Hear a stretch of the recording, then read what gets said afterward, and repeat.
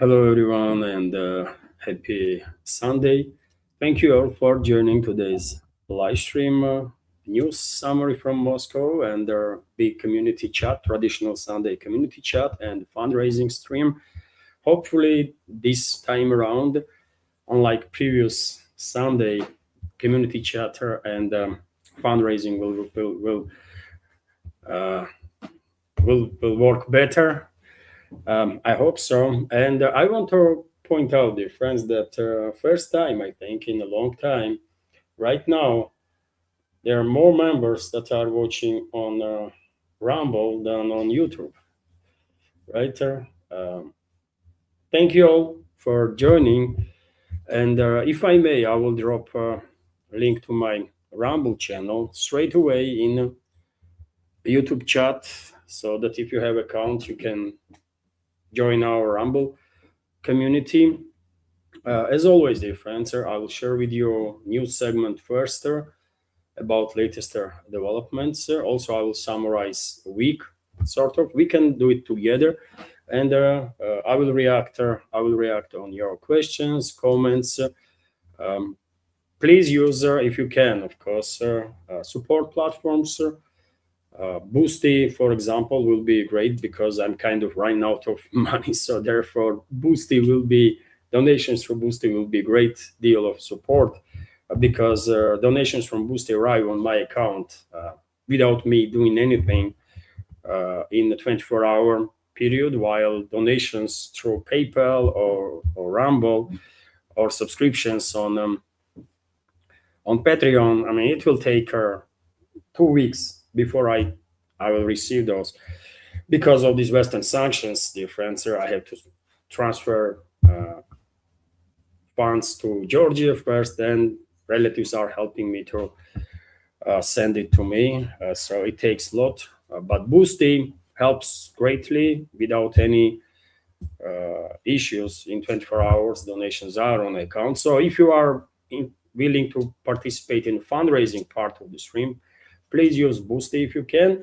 Or, I mean, as always, you can also use, of course, Patreon subscription to donate. You can use PayPal. You can use Rumble, of course. My channel is monetized on Rumble, so you can use either premium subscription gift cards, which is preferable way because Rumble takes less in that case. While if donations are through super chat, Rumble takes about 40% of whatever is being donated. Okay, dear friends, all the links are under this video in the description box and in the pinned comment. And let's go for a new segment first. Let's go for a new segment first, and then we will see how community chat and fundraising will turn out. Of course, I will highlight if there is any donations, if there is any super chats, or if there is any subscriptions, new subscriptions, either on my Patreon page or page on Boosty. Everything counts as a great support, of course. Okay, dear friends, let's go for a new segment now. I will make a map to look bigger because I want to once again highlight that during the past 24 to 48 hours, Russian forces liberated Zilona settlement in the Zaporozhye region, and overall, throughout the week, about 11 settlements were liberated by Russian forces. We can go sector by sector and highlight most active areas of their developments on the battlefield. Of course, Russian forces are maintaining maritime blockades, so therefore there are a lot of strikes, long-range precision strikes that Russian forces were conducting in Nikolaev, Odessa, and Odessa regions, including on Danube river ports of Oreni, Ismail, Kilia, that Kiev regime is using and its NATO backers to transfer weapons, munition, and whatever else they are transferring. Kiev regime is still unable to use maritime routes as freely as they would like to either receive anything or to export anything. When it comes to ground developments in a Kherson direction, it's a sort of operational pause because, of course, The Dnieper River divides the positions of the sites as of now, and there usually sites are just shelling each other with artillery strikes, with the drone attacks. DRGs are operating, but no sectoral scale operations are taking place there. When it comes to Zaporozhye region, situation is a bit different. During the week, Russian armed forces finalized clearing operation in the Malaya Takmachka area, which is located on the southeastern side of Orekhov, major stronghold of a Kiev regime in the central part of Zaporozhye sector. Inside the Orekhov, Russian troops already established their foothold and are increasing basically area of control while conducting clearing operation simultaneously. At this point, even Kiev regime's propaganda outlets are failing to claim that there are no presence of Russian troops in Orekhov. Everybody knows that Russian troops are conducting operation inside Orekhov itself. At the same time, on the northern eastern sector of the Zaporozhye region, Russian armed forces liberated, for example, Novosoloshino settlement in the past several days, finalized clearing operation there, and also this is settlement of Zelyona that was liberated just day before yesterday, while clearing operation has been also finalized. When it comes to DPR, this northern western corner of the DPR, of course, during the week, Russian forces had significant progress, very significant progress, I will argue. During the week, Russian forces liberated the Matyashevo settlement, settlement of Vadyane, settlement of Krasnopolye. Right now, according to reports, Russian troops are finalizing clearing operation in the Dobropolye village. Don't mix it with, don't mistake it for Dobropolye city. There are two settlements, town of Dobropolye and village of Dobropolye. They are located right next to each other, actually. And Russian troops are finalizing, according to reports, clearing operation in Dobropolye. Most definitely next week we will receive reports about Dobropolye and also Novogrishino settlements being liberated. And when it comes to Dobropolye town, Russian troops already established their presence in this town also, and their clearing operation is on the way, basically, although it's very early to make a call about how long it will take to fully liberate this town. Also, Russian armed forces established control over their weaker of the settlement Andreevskaya Opshina, which is a strategically important village right now, because after establishing direct control over the settlement, main supply and support line between Kramatorsk and Dobropolye towns were cut off, physically cut off by Russian forces, and also Russian presence in this village, Andreevskaya Opshina, allows them to establish a drone control, fire control, basically, over their main supply and their support line that Kramatorsk garnison has left when it comes to linking it to western parts of Kiev-controlled territory, Kharkov region or Dnipropetrovsk region. So very important developments. There are also Russian troops in the DPR established control over the settlement of Nikolai Polye during their week. So much for so-called what Western propaganda says. It's a stalemate, right? They love to say that, oh, it's a stalemate, nothing is going on the line of contact, really. Also, Russian armed forces established control over their Pesho-Marivka settlement, right there next to Kramatorsk, by the way, on the eastern side. Left now in between forward units of the Russian armed forces, let's say in the Pesho-Marivka and the Kramatorsk itself. And you know, Slavyansk, Kramatorsk, Drushkovka is a major and last, basically, fortified area of Kiev regime in DPR, and one might argue all over the front line, right? Because Kiev regime was, and its NATO backers were preparing this fortified area since 2014, when they conducted their bloody coup d'etat in Kiev, right? And removed their legit government, legit president from their office. Russian troops, dear friends, are based on developments on the map and based on my reading of the big picture, not going to go for direct frontal assault on Slavyansk, Kramatorsk-Druzhkovka agglomeration from the eastern side there. It makes more sense, I think, if Russian troops will encircle this fortified area, and looks like that's exactly what the Russian military is going to do. They're going to encircle from western side this stronghold, this fortified area, and conduct assault operations on Kiev regime's garrisons in these towns from the west, where there is very little defensive fortifications compared to eastern part of this agglomeration. Also, when it comes to progress of the Russian forces in DPR, we had reports during the week that Orekhovatka settlement was liberated by Russian forces, which is located on the southern eastern side of Slavyansk. And there, as you can see on the map, difference from Orekhovatka and Slavyansk also, there is no more settlements left, just the fields, right? And some dig-outs that Kiev regime forces might have in the fields. But Russian aerospace forces will take care of those dig-outs in tree lines and so on.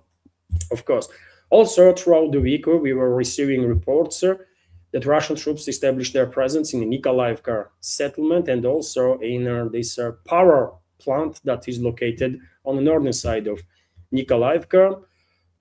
Clearing operation is underway, although it is yet again difficult to say how long it will take for Russian forces to finalize clearing operation in this area. Also, Russian forces further improved their positions in Kupiansk during the week. Russian forces being spotted on the most western part of Kupiansk, which can be indicated that finally we are getting to the point when this town is actually going to be completely liberated and fully under Russian control. Earlier, Russian troops were controlling Kupiansk, which is a Kharkov region, of course. But Kiev regime during the winter time, sent thousands and thousands of reserve forces.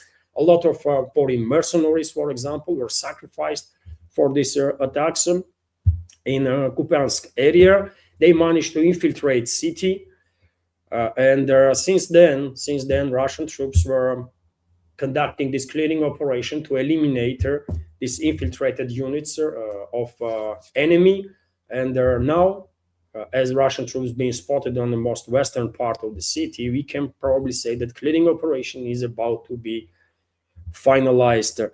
Also, Russian troops, of course, are quite active on the most northern eastern corner of Kharkov region. And Russian troops are conducting clearing operation in Vasilievka settlement and in settlements of Kupina and Chorne.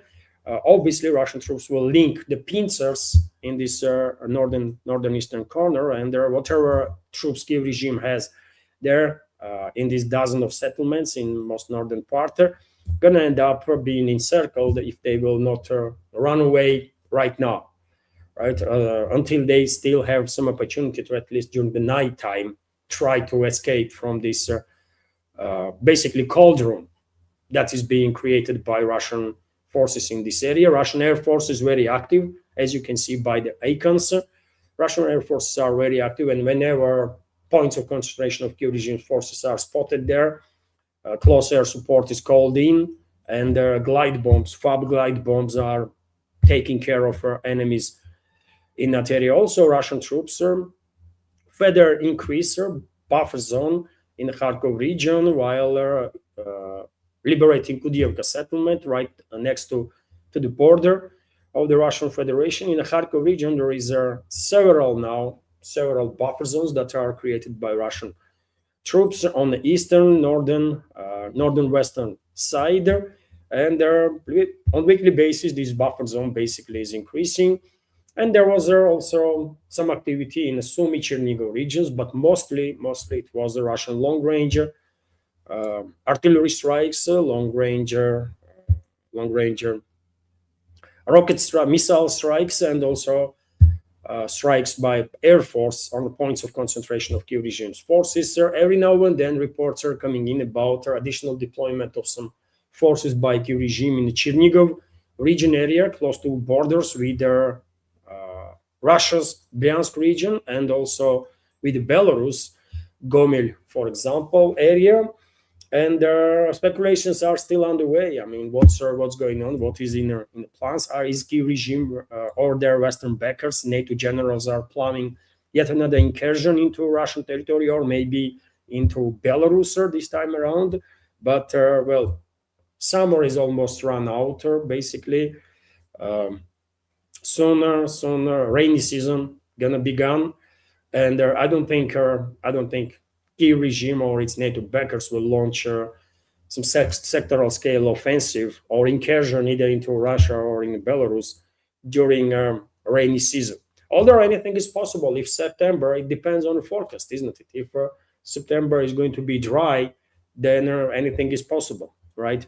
And that's about it, dear friends, when it comes to developments on the battlefield. Of course, throughout the week, Russian forces were conducting long-range precision strikes on military and logistical infrastructure of the Kyiv regime, mostly in southern and central parts of Kyiv-controlled territory. Although there was some attacks in the western on the legit targets in western Ukraine too.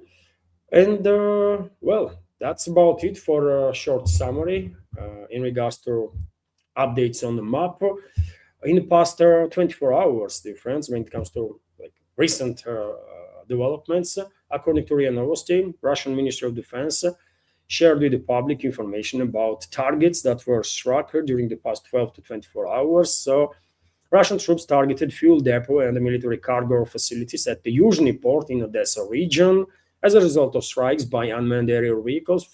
5 fuel and lubricant storage tanks and port infrastructure used for storing military cargo for Kyiv regime's forces were damaged.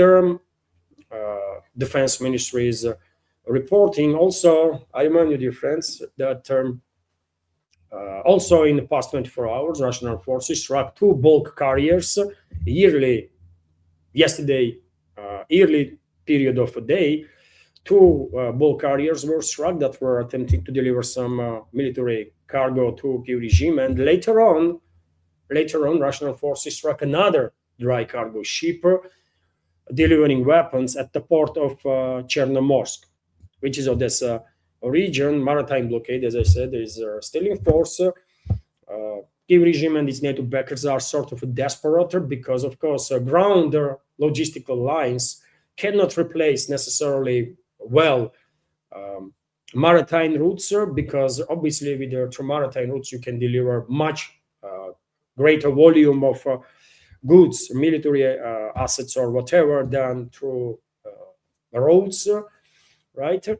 And because of this desperation, they are sending more and more vessels, I guess. There was some point when this vessel attempts to break through Russian maritime blockade kind of stopped for at least 3 days, right? I was reporting about it, but past several days, there are also, I mean, new reports are coming in about more vessels being struck by Russian forces. They were attempting to break through this maritime blockade. Overall, dear friends, of course, this blockade, they're not just cuts Kyiv regime from the sea and makes it kind of landlocked, and Western ruling class has now significant issues with the weapons, large-scale weapons deliveries or munition deliveries. But at the same time, Kyiv regime is being cut off now from export capabilities, main export capabilities that they had. And therefore, I remind you that Bloomberg, for example, reported that Russian strikes on portal infrastructure in Odessa Nikolaev region will cost Kyiv regime 2%, at least 2% of its GDP, which is quite something, quite impressive. Although I think because this is Bloomberg is reporting about it, they are downgrading actual level of impact. In reality, Kyiv regime GDP might lose 3, 4, 5% even, right? If it's if Russian side will maintain maritime blockade until end of basically special military operation. I hope that's going to be the case. Also, dear friends, during their past night, there was a Russian strike. Russian strikes in Kherson, Kharkov direction, also Kramatorsk area, which is a DPR, of course. in terms of these long-range attacks. Russian forces yesterday afternoon targeted them with their Iskander missiles. Borispol area. Borispol is outskirts of the Kiev, basically, right? And how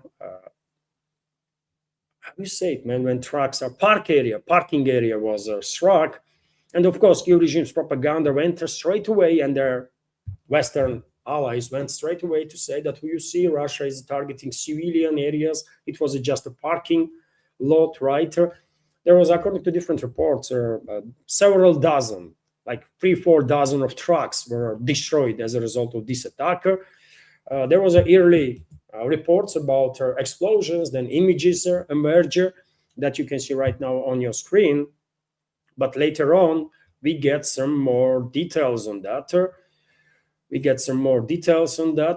And Russian Defense Ministry shared with the public that Russian forces struck heavy-duty trucks with the drones that were equipped with the drone launcher systems. So Russian military forces fired their Iskander tactical missiles at their heavy-duty trucks converted to transport and launch long-range drones.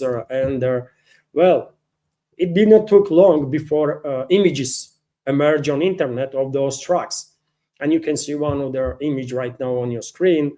This is experts recognize straight away, by the way, what this is. This is images of these trucks that are converted to carry drones and then launch drones. That's the reason why Russian Air Force is going after these trucks, by the way, right? Western propaganda is trying to push this narrative that Russian Air Forces are targeting trucks because they want to distract deliveries of food or something, but it's not about that. It's about eliminating trucks that are converted to deploy nukes, which is a war crime, by the way. These trucks are not disguised as a military trucks. These trucks are disguised as a civilian. And you cannot do this. According to law of war, you cannot disguise as a civilian military assets. As a military, you cannot dress up as a civilian while being engaged in a military operation, or cannot dress up as in a uniform of opposite side, because in that case, Geneva Convention will not apply to you, and you might be executed on the spot. And Kiev regime and its NATO backers, they are committing crimes, by the way, right? War crimes, while transferring weapons with hundreds of kilos of explosive materials on the civilian trucks. So it is becoming, obviously, all the civilian trucks now are a legit target for Russian side, because, how you know which one carries drones and which one don't? You just go after civilian trucks because you have legit grounds for that. But of course, Western propaganda will try to mislead the public here, and probably are quite successful in that. And unfortunately, Western societies most definitely are thinking that we are going after civilians, while those propagandized Westerners are so poorly educated, and they have so little intellectual capabilities that they can't even analyze the situation when it's a fifth year of the war, for example, that Western ruling class is waging against Russian people. And according to UN reports, unfortunately, tragically, of course, but casualty numbers are, when it comes to collateral damage, around 15,000, according to UN reports. And you know how Israel operated, for example. You can compare.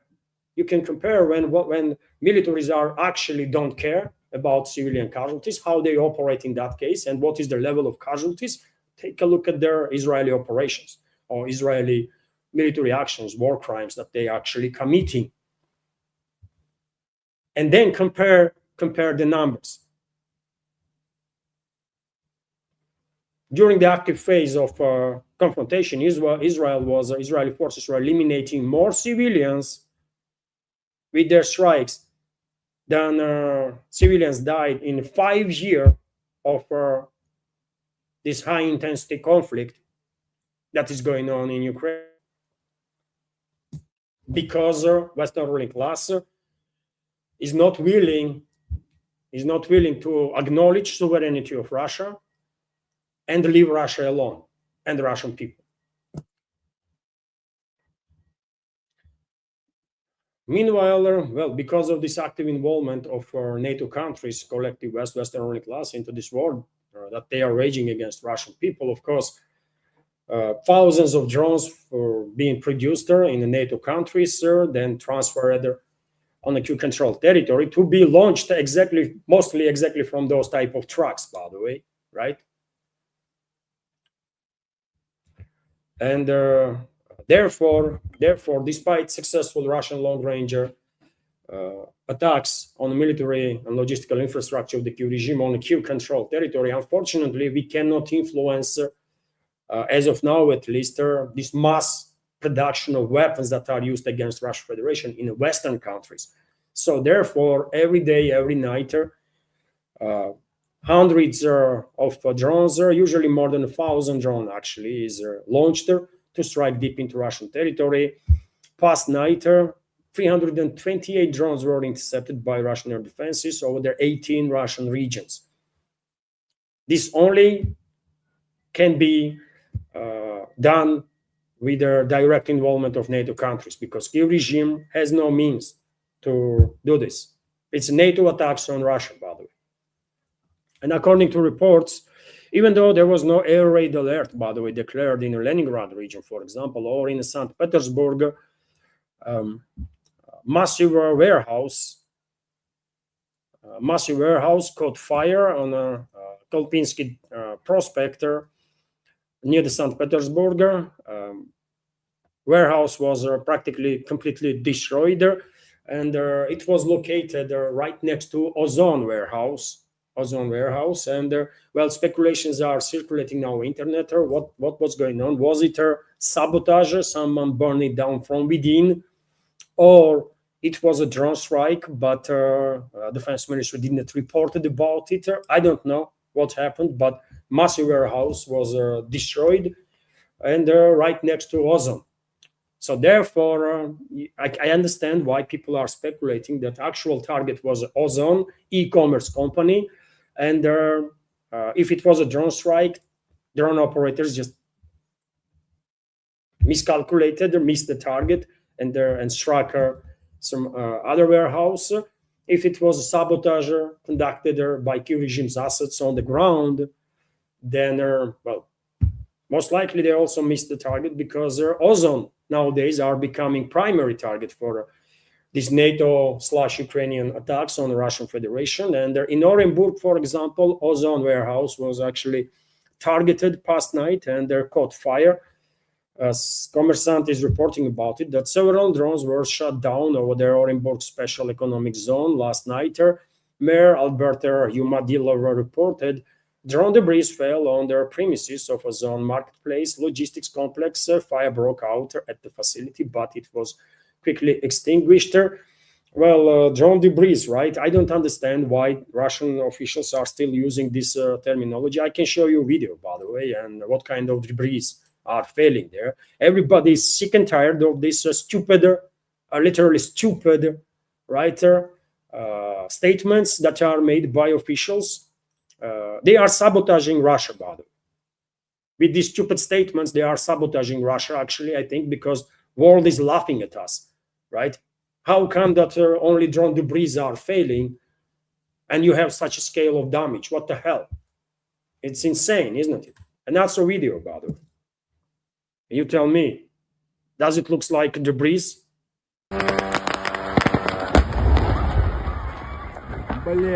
Debris, for me, at least. Look. Drone bypassed their defenses, unfortunately, and struck this warehouse. So why officials are not saying the truth?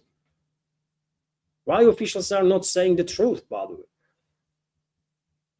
Are they that stupid that they think they're going to jeopardize prestige of air defense systems or something if they will say that, well, drone managed to bypass air defense? No, they wouldn't, because only totally dumb creature might not understand that no air defense systems in the world can intercept 100% of aerial targets constantly. It's just technically not possible, especially when we are talking about biggest country in the world that is facing these large-scale attacks on the Russian Federation.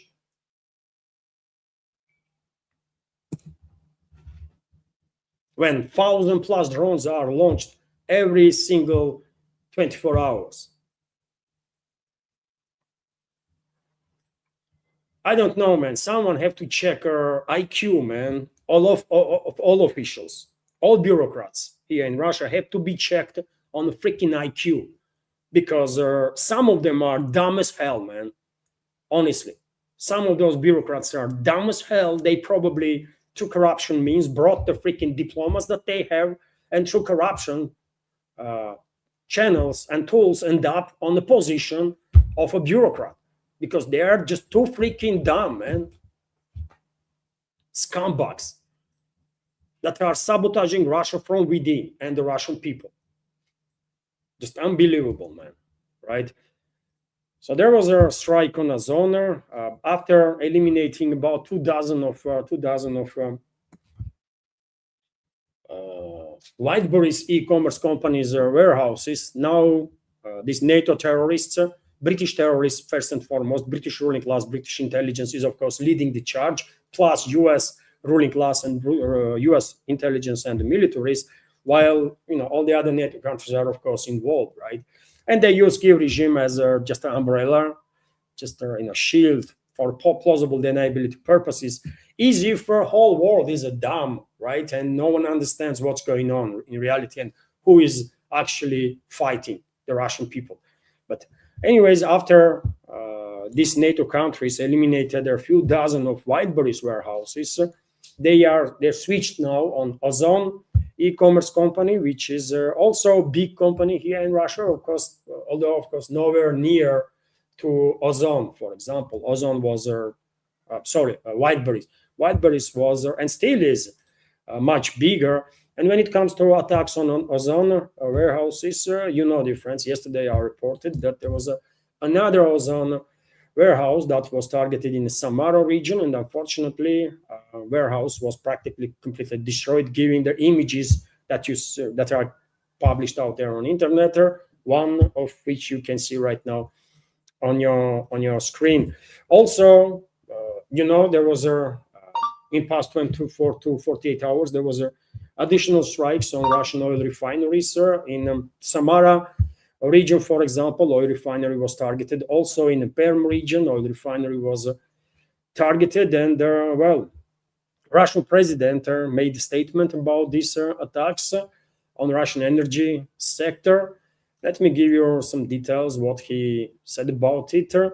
So not all fuel issues have been resolved, but they are being resolved, and Russian Prime Minister Mikhail Mishustin is keeping them under review. Quote from president there: just a day before yesterday, we met and discussed this issue with the prime minister. Yes, not all issues have been resolved yet, but they are being addressed, says the Russian president. Special commission has been created to deal with the situation. And eventually they will, of course, deal with the situation. But best way to make sure that Russian energy sector is secure is to restore the deterrent with the collective West. So if Putin wants to end attacks on the Russian Federation now, then why would not he greenlight Russian security services and militaries to restore the deterrent with the collective West? Why Russia has to face these long-range attacks on daily basis? Why Russian people have to face these long-range threats, long-range attacks on daily basis? Why Putin is not authorizing Russian militaries and security services to restore the deterrent with the collective West? That's the question that everybody is asking. Why we are reactive instead of being proactive? What the hell is wrong with us, for God's sake? Are we suicidal or something? I don't know. I am not freaking suicidal. I don't know about Putin, by the way. But I am not, right? I don't have right to die. But it does not mean that I want to die, right? I don't know, man. Instead of greenlighting Russian security services and militaries to do whatever is necessary to keep Western ruling class in check, right? And to forever secure Russian people and the Russian Federation from attacks from NATO and NATO member states. Russian president is talking about some commissions being created and stuff like that. Why we are so always reacting on stuff instead of taking some preemptive steps and be proactive? Makes no freaking sense. But anyways, man. Anyways, that's why I think in the future some laws have to be adjusted, right? And nobody over 65 should ever be able to become a high-ranking official, including president. I don't think anybody above 65 years should ever be able to take a official position. You know, you are going on, you becoming a pensioner at 65. So, okay, let's keep that limit. No one should ever be able to be a president of country over 65, because that's what happens. That's what happens, by the way. God knows what's going on in Putin's brains, in Putin's mind. I don't understand. His inner circle don't understand. Nobody freaking understands, right? And I'm not sure he understands himself. Meanwhile, this so-called journalist, by the way, Kremlin propagandist Zarubin, that pretends to be a journalist, makes propaganda shit, BS stuff, by the way, every week, right? I don't watch it, not interested, but sometimes some channels are publishing snippets or something, and that's why I know, by the way. Otherwise, I would not care, right? And so this so-called journalist Zarubin spoke to Putin's aide, Ushakov, about possibility that Putin and Trump might have a meeting at Asia Pacific Economical Forum Summit that will Asia Pacific Economic Cooperation Summit that will take place in November in China, by the way, right? And Ushakov said if leaders are at the same event, I think they will inevitably meet and talk. But still a long time before November's summit, and because Zarubin is anything but journalist, or he is a Kremlin's propagandist, right? He was told what to ask, obviously, right? He was told to ask this question about possibility of Putin-Trump meeting. He asked it, and Ushakov come up with this pre-planned answer that, yeah, if both are on the same place, well, they will have a meeting. Okay, by the way, they might have a meeting. Maybe Chinese leader will join them, right? Putin, Trump, and Xi Jinping when will have some trilateral talk or something. Maybe some might, if it happens, some might call it a new Yalta of sort, right? But honestly, it's going to be anything but new Yalta, because I don't think either Trump, either Putin are on in the same positions as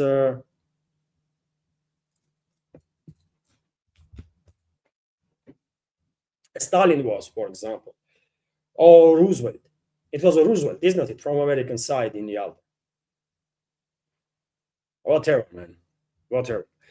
At this point, I think our best decision both presidents, Putin and Trump, can make for their people is to resign. You know, I mean, you might disagree with me, you might agree with me, but I honestly think best decision for their people that they can make is to resign. They're not going to resign, obviously, but I think that will make more sense than anything else that they are doing. Anyways, Sergei Lavrov meanwhile commented on Europe attempts of European elites to gain the seat around the so-called negotiating table of the Ukraine topic. Of course, demands from European side will intensify now as they get engaged directly in a confrontation with London, right? To have a say in Ukrainian affairs. Paris and Brussels, European bureaucracies or European elites are clearly targeting targeting London, British interests, British assets in Ukraine, inside the Kyiv regime, right? And they are using their puppet, Fyodorov, former defense minister of Ukraine, as a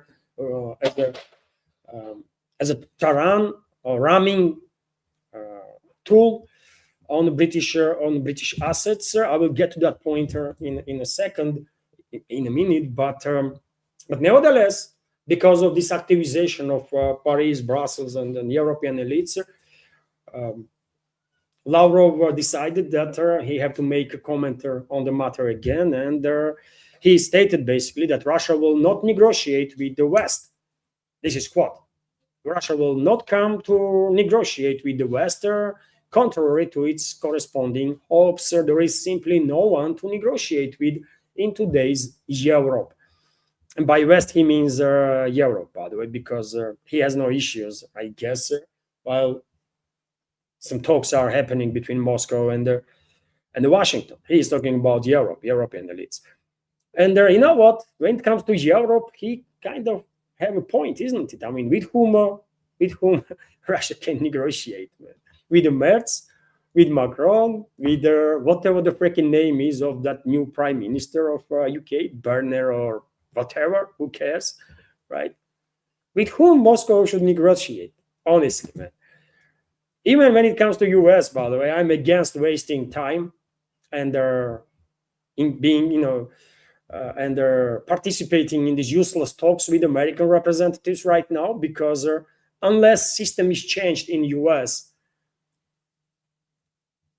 there is not even slight chance that even if you have agreement on something, US will honor it. It's not going to happen. It's just not going to happen. So therefore, those talks are useless, isn't it? But anyways, when it comes to Europe, it's good that at least on this particular point, Lavrov is on the same page as I am, right? Because clearly, there is no one there to talk to among the European elites. And dear friends, before I continue, let me once again drop a link in a YouTube chat, link to my Rumble channel.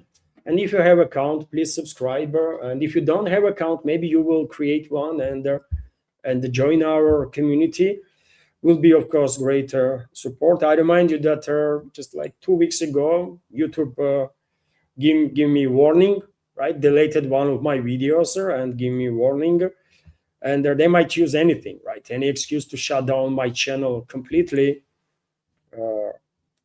And so if you are a member of our Rumble community, then we can stay in touch. Also, dear friends, let me remind you that this is a traditional Sunday community chat and the fundraising stream. And in case you were okay with my work throughout the week, if you appreciate my programs, please consider to support me to maintain this project and to continue this work. You can donate through PayPal platform. You can donate through Boosty platform. I mean, Boosty, I would prefer Boosty, honestly, because it's just that convenient for me as a creator, because their platform does everything, right? Boosty platform converts whatever you are donating, that currency into rubles, and sent to my account automatically, right? So Boosty is very convenient in this regard. But anyways, you can use Patreon if you want to. So there is a Patreon, Boosty, or PayPal. There is also a Patreon page of mine, by the way, where I have extra content on regular basis. And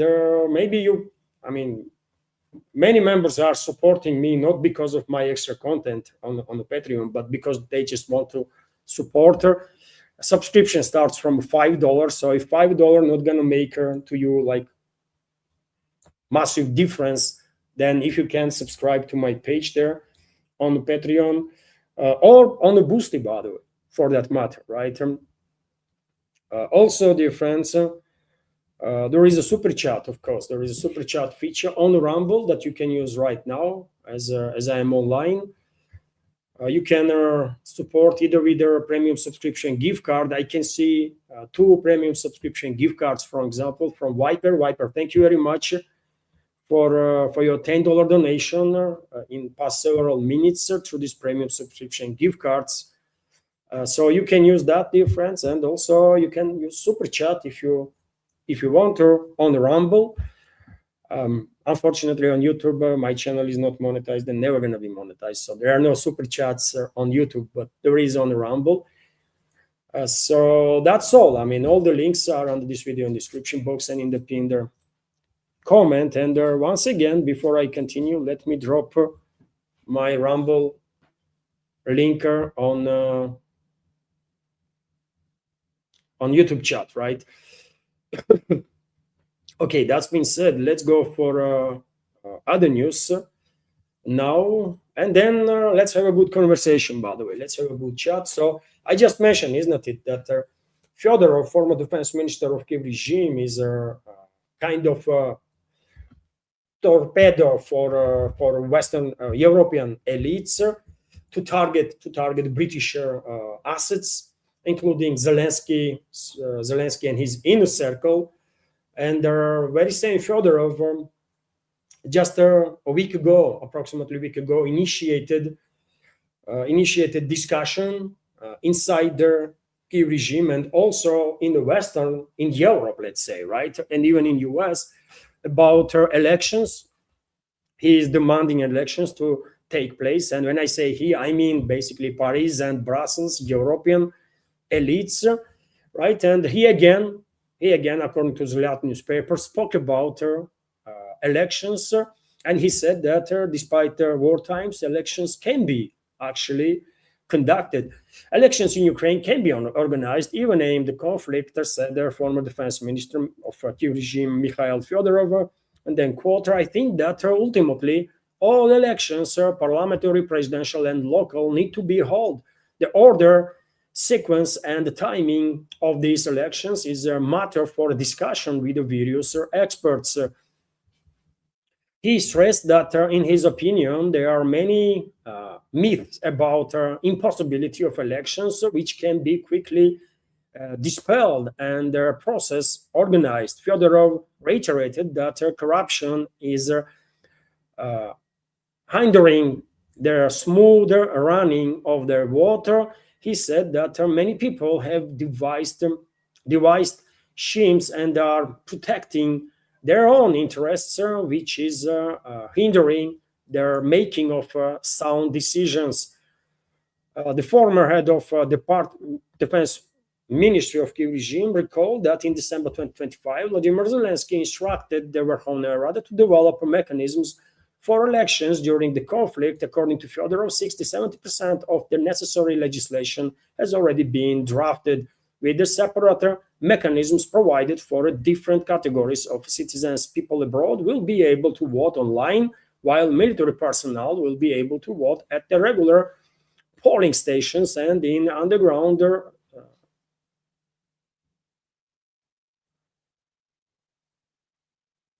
and some other points of concentration. Okay, I mean, he is still pushing this narrative of elections, and that means European elites not going to stop targeting British assets in Ukraine. Maybe eventually they will get actually more say when it comes to modern days of Kiev regime and the future of the Kiev regime. But as of now, London is still stands stronger than many expects, because they are dismissing. London, British ruling class, completely dismisses and laughs off all these demands about elections. Of course, main representative right now of British ruling class, British intelligence, is Zelensky when it comes to Kiev regime, and he once again stated that elections as such are huge risk. Elections right now are a tsunami which could split Ukraine. So he don't give a damn, and he's quite confident while saying this nonsense, right? Because he feels British support. he feels all the support he needs from a British ruling class. How long this support will last, it's anybody's guess, but that's where situation is right now. Meanwhile, there is some good news for Zelensky. Actually, he will have opportunity to steal another $9.2 billion because Norway allegedly pledged to support in 2027 Kyiv regime with this amount of money, $9.2 billion. Quite a lot, isn't it, for pocket money for Zelensky. And obviously, Norway is not alone. Western ruling class globalists are obligating basically all the countries that they control throughout the Europe and elsewhere to allocate, in some cases, billions, or in some cases, dozens of billions, like Germany, for example. They are using Germany hard, man, right? Globalists. They rob the German taxpayers for hundreds of billions at this point, I guess, right? No one probably actually knows how much of German taxpayers' money being allocated for this war by globalists. But well, some countries will be abused on dozens of billions, some countries for hundreds of billions, some countries for millions, right? Smaller ones, but they will all pay. Globalists will make sure that they will all pay, right? And yeah, Zelensky is probably very happy now because he's gonna become even more rich, right? Thanks to globalists, thanks to Norway and everyone else who steals their taxpayers' money and sends it to Ukrainian Nazis and the fascists, led by Zelensky right now. And they're collaborators, by the way. Zelensky is a collaborator of the Nazis and the fascists, right? I don't believe he has any ideology, right? I really don't. He claims to be Jewish, but I don't believe he actually is religious. He's just a scumbag, filth. He's just filth. That's it. And collaborant of Nazis and the fascists. That's what he is. And many others, by the way. And many others in Ukraine and they're inside the Kyiv regime. After all, during the recent publications of some audios by this US EU controlled NABU and SAP, so-called anti-corruption institutions, probably if you have listened to it, probably you noticed that there are many of those elements from the regime were talking with each other in which language? In Russian. Because they are Russians, man. They are Russians, but some of them being brainwashed, some of them never had no principles, right? They grew up in Ukraine. Most corrupt, one of the most corrupt, historically, republics of Soviet Union, where corruption infiltrated all levels of life of the people, right? And therefore, those creatures in Ukraine just grew up feeling like corruption is okay, right? And many of them have no moral, no principle whatsoever. And if it's convenient for them, if they will get richer, they will act as Nazis, Ukrainian Nazis, and they will push for anti-Russian policies. They will make anti-Russian statements, even though they themselves are Russians. They speak Russian. They have Russian names, Russian surnames. They are ethnically Russians, right? But because they grew up in Ukraine, this most corrupt, one of the most corrupt places on this freaking planet, they are different than people in Russia because here in Russia, people have principles and morality. I don't know about Ukraine, man. I don't. That's why I'm saying they are our brainwashed and degenerated brothers and sisters, most of them. They still are our brothers and sisters, by the way, but degenerate ones and brainwashed ones. You cannot turn your back on them anyways, right? Because they still are our people. And so we have to do whatever we can, first to free them, right? And then to teach them better, right, ways, so that they will know better and they will act better. And that's going to happen, by the way. It's only a matter of time, and this will happen. Mark my word. It might take 5 years, it might take 10 years, 15 years, but eventually citizens of Ukraine will rejoin Russian world and will be decent, proud members of the Russian world. That's how it's going to be, with the exception of actual, ideological Nazis, right? That think that they are some freaking aliens or something, and the rest of the humanity is just subhumans. Or you cannot help those ideologically Nazis. They are lost. It's too late to treat them, right? So they will be exception, but rest can be helped and will be helped for sure. Meanwhile, well, some countries are promising money to Zelensky and allocating a lot of money to Zelensky. Others are promising weapons and missiles, or both, money and weapons. And France is exactly one of those countries. Macron announced new missile deliveries to Kiev after conversation with Zelensky. I informed President Zelensky about strengthening our support with the delivery of interceptor missiles and the continuation of our cooperation. French president said Macron also called on the countries to provide assistance. It's crucial that all countries with available resources also join these efforts. And it is unbelievable, man, that Russia is withstanding assault from so many countries. You know what? I will argue that never in history, even though collective West has attacked Russia many times before, Napoleonic wars, by the way. You don't think, isn't it, that Napoleon was attacking Russia only with the French forces? No, man, he took forces from all over Europe that he occupied prior to assault on Russia. So it was basically practically united Europe that was attacking Russia, with the exception of Brits, obviously, and there are a few others. So that was a collective West attack. Then Great Patriotic War happened, and by the way, Nazi Germany was not alone that launched Barbarossa operation, against Russia when they targeted attacked Soviet Union.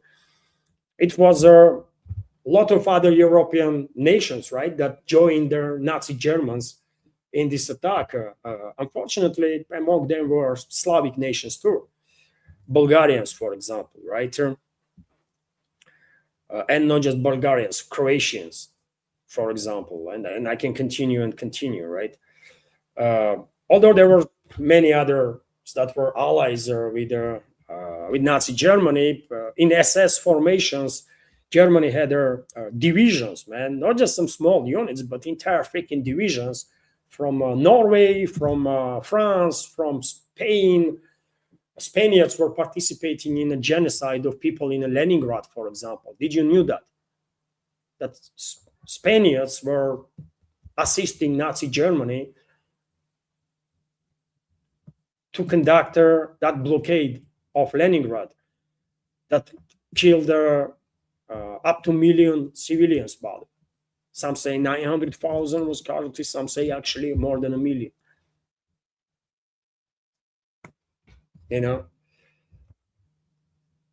Some say even more, man. It was a total horror, isn't it? Spaniards were participating. What Spaniards lost in Leningrad? Hungarians, of course, Romanians were participating in aggression against Russia, right? Italy, and they all send armies, by the way, not just even divisions, but entire freaking armies, right? Finland joined Nazi Germany, many others, French. This were Vichy regime. There was two Frances during the Second World War, right? There was one France led by Pétain, right? Or who was that collaborant? And another one that was resisting, led by de Gaulle. But and by the way, French people were actually assisting too. They were fighting too together with their Soviet people. There was a Normandy Neman squadron, right? For example, of fighter pilots that were operating under great dealt great damage to Luftwaffe, of course, but there were other examples too. So it was a united, still united Europe with very few exceptions that attacked Soviet Union. By the way, what about civil war after revolution? What about civil war after revolution? Even Americans were send their troops, right? Brits, French, Americans, everybody, Czechs, by the way. Lot of countries from this collective West send their troops to fight Red Army, for example. You know, so there was many instances when collective West was united to attack Russian people and the Soviet people during their Great Patriotic War.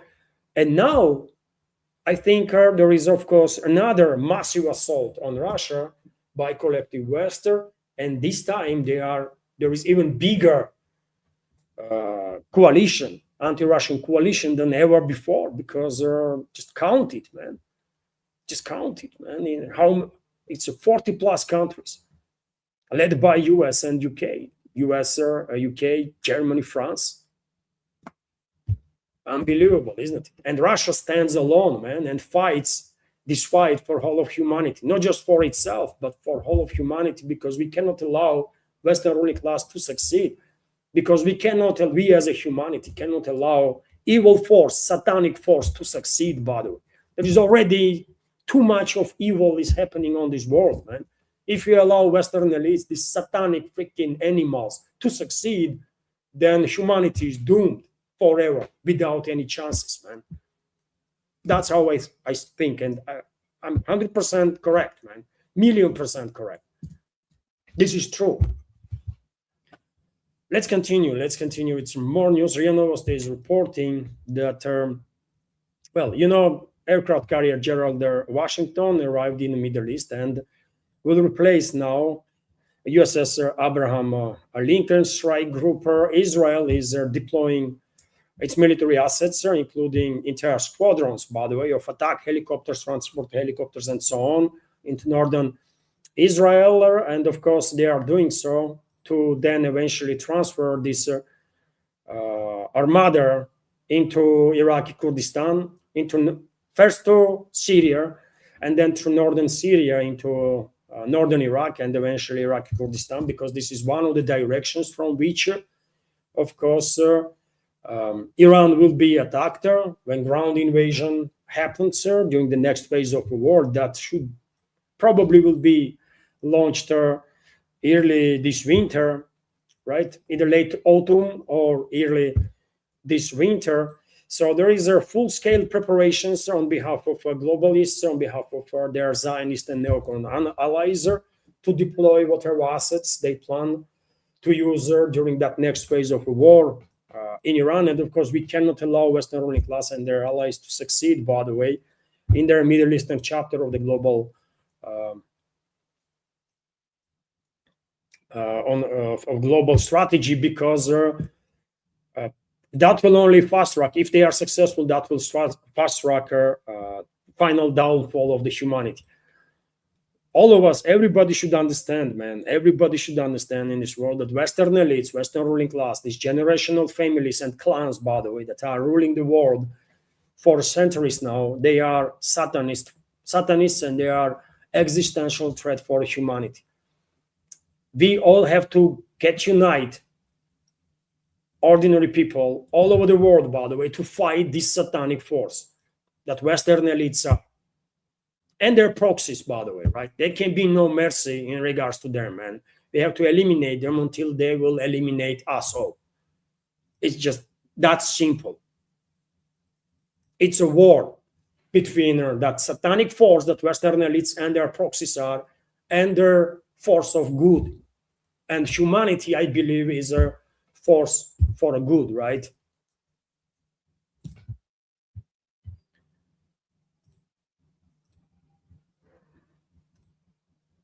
And dear friends, you know what?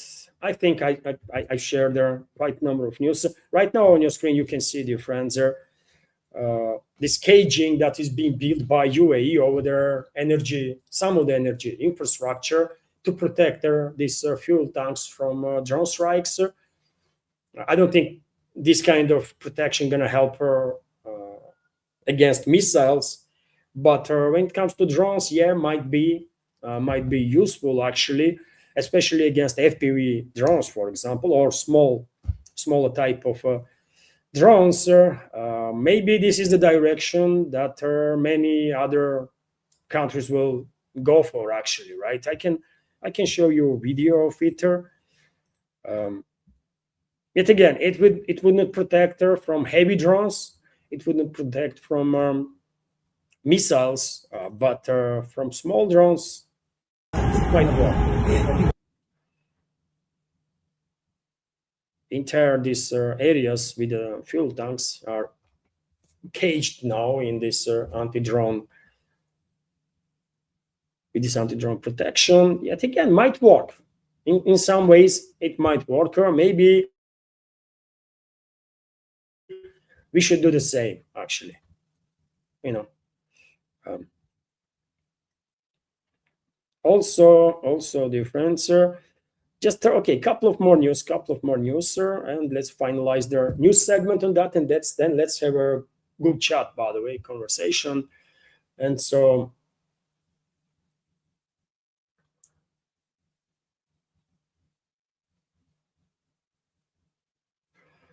US demonstrated their first time a long-range air-to-air missile AIM 424.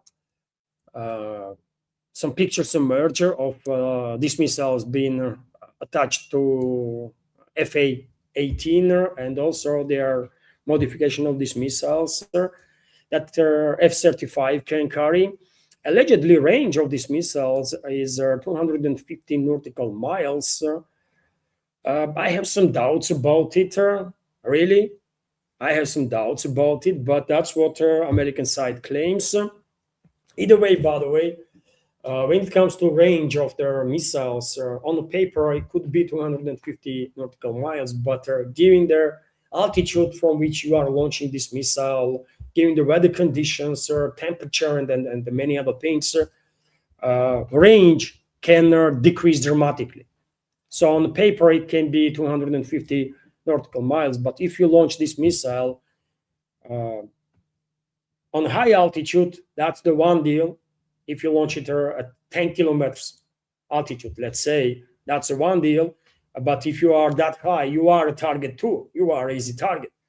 But if you're going to launch this missile, let's say from 500-meter altitude or 1,000-meter altitude, then missile's range will shorten dramatically because, of course, friction. Because the higher you go, there is a lesser friction due to lack of air itself, right? But closer to the ground, of course, plotness. How you say plotness, by the way? Let me.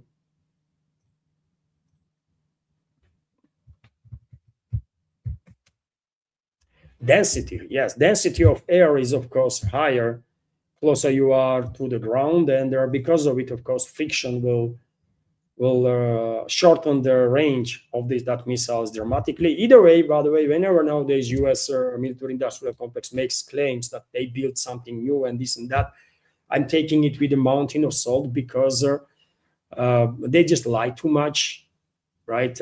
Yeah, they are good at PR, at public relations, at the propaganda and advertising, but when it comes to actual operations, man, they build just over engineer their expensive garbage usually, right?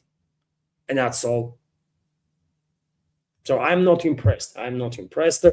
Also, there is some interesting news information that is coming, stats basically, that coming from Japan, which is split now, Japanese society, on Prime Minister Takaichi's lack of remorse for the role of Japan in World War II.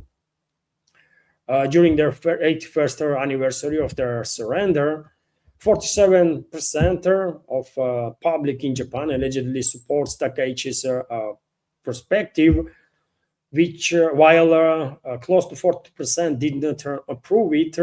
And well, why we are surprised, by the way, Western ruling class, of course, uses all sorts of radicals to in their geopolitical games, right? They put Takaichi in the position of prime minister for what?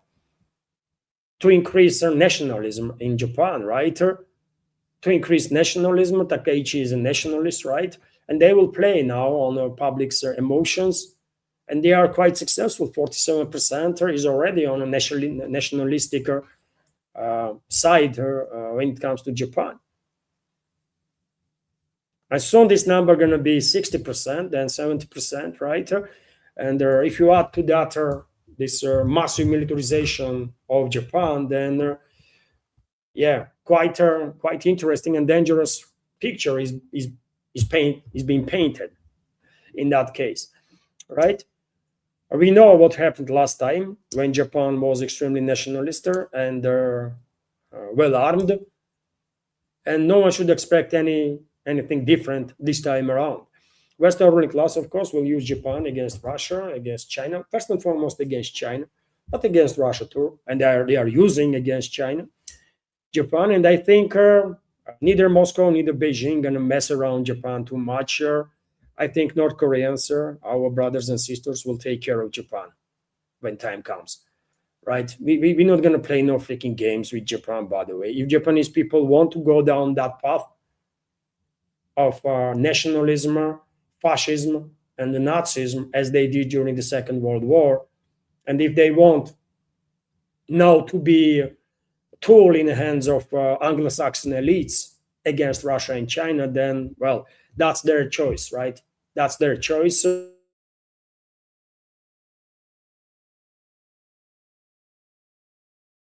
And Chinese, we might don't even have to do much, right? We just thank our North Korean brothers and sisters for eliminating Japan once and for all. That's all, right? So Japanese people should wake up and realize how vulnerable they are, man. They are playing with the big boys and they are not in that league, man. They are not in that league to play these freaking games. Just saying. Well, according to reports today, India's foreign minister going to arrive here in Russia, by the way. I don't know, maybe he already arrived there. He will have a meeting with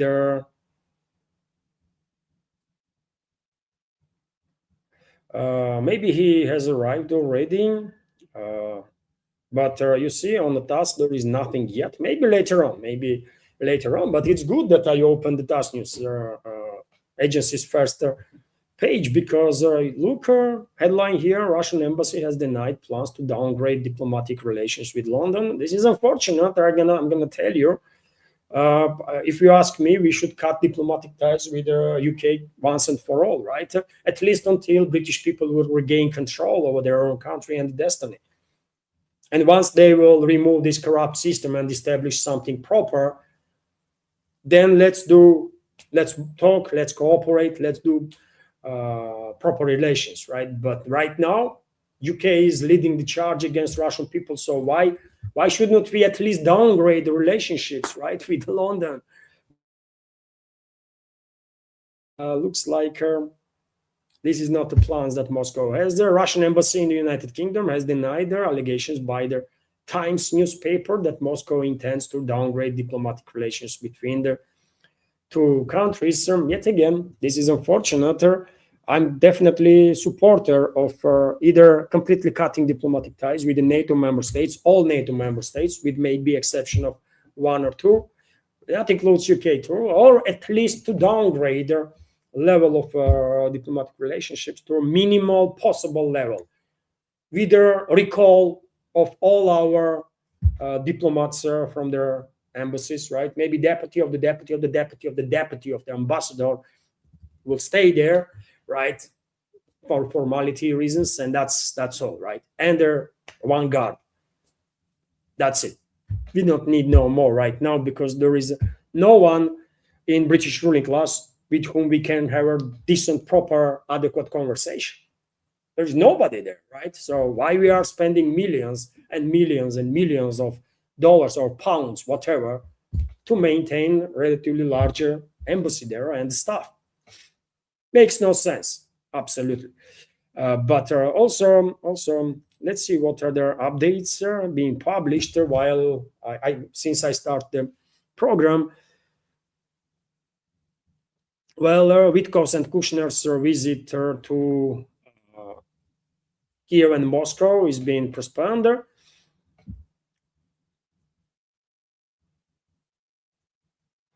For now, source told their TASS news agency. Okay, I was against these creatures to be received here in Russia, anyways, and I hope Russian president will not greenlight them to come to Russia because enough is enough, really. Russian president should have much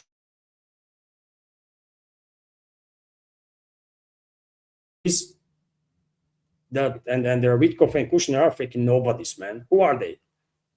Freaking scumbags, right? So Russian president should not talk to them, obviously, right? There is a Russian embassy in America, right? There is a Russian embassy in America. This Kushner and Witkov can go there in the embassy and talk to the Russian ambassador or his deputy or deputy of his deputy. That's the level, right? That we should pay attention to these creatures. That's it, man. There is no need for more. Anyways, what else is happening here?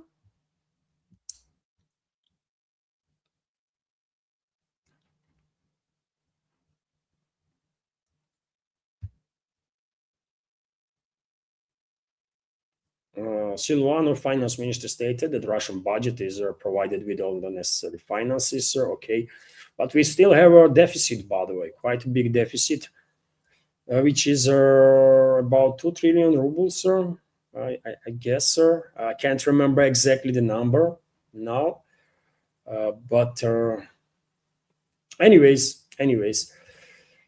What else have I bookmarked? By the way, Trump made over 1,000 stock trades in June, totaling up to $263.1 million, according to Bloomberg. White House stated that there is no conflict of interests as the president's investments are held in by blind truster and he has no influence over them. Yes, of course, of course, by the way, right?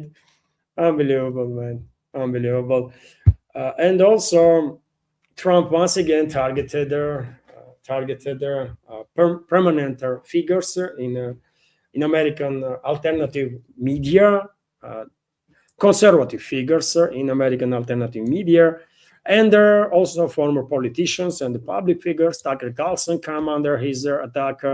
Thomas Massey, Marjorie Taylor Greene, and some others. So Trump is calling them fools and losers and that kind of stuff, which definitely does not says anything good about Trump. He can't even talk to people, by the way. I mean, as I said, man, if he wants to be good for American people, he should resign. He should apologize to Americans and then resign. That's it. Probably one of the most disgraceful presidents that US ever had, man. That Trump is. Total disgrace, honestly, man. Right? I'm a critical of Russian President Vladimir Putin for many of his policies, especially when it comes to restraint policy with the collective West, and also relatively soft approach to corruption as a crime. He thinks corruption is a financial crime and should not be treated too harsh. I think corruption is a treason and should be treated as harshly as possible, right? But for God's sake, man, if Putin was acting like Trump does, goodness, I can't imagine that, man. I just cannot imagine Russia ever having a president who will act as disgracefully as Trump does. Honestly, man, right? And it's me who's saying this, right? I'm a critic of the Putin. But for goodness me, man, you cannot compare those two, right? Putin is a heavyweight, like it or not, but he's still a heavyweight politician, by the way, in this world, right? That has done some tremendous stuff. Who the hell is Trump, man? He cannot even speak properly as a cultured educated human being. He can't. He's just too freaking dumb, man. And embarrassment for US. I mean, I cannot understand how Americans can keep their cool, man, when they have these scumbags as leaders, Trump and all the others. It's just too much, really. Uh, Russian leadership, by the way, is a total genius as compared to American leadership, right?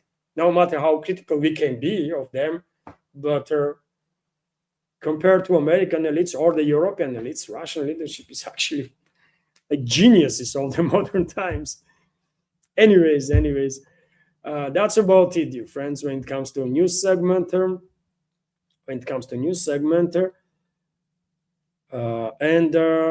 well, let me check now. Let me check. We can have a community chat now, and also when it comes to fundraising part of this stream, dear friends. As of now,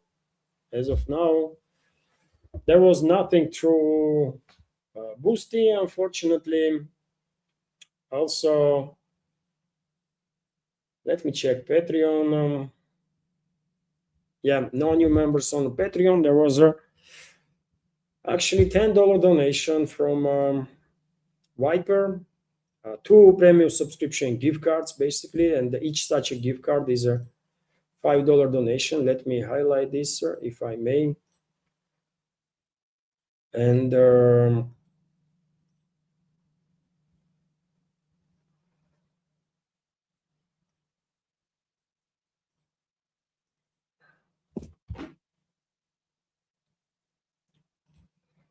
so thank you very much, Viper, for your premium subscription gift cards and $10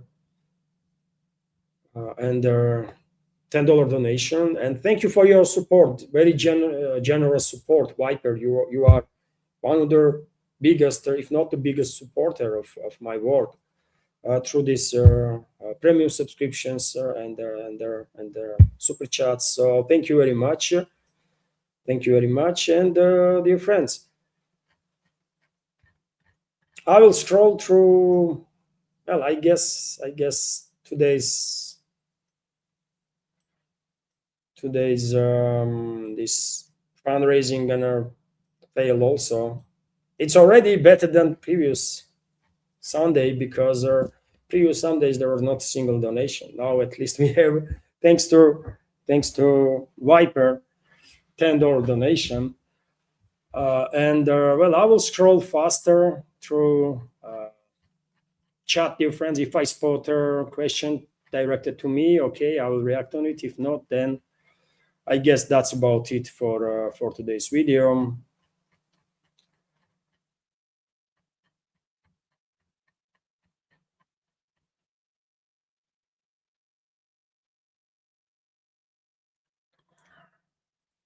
There was a right now, I see super chat on super chat on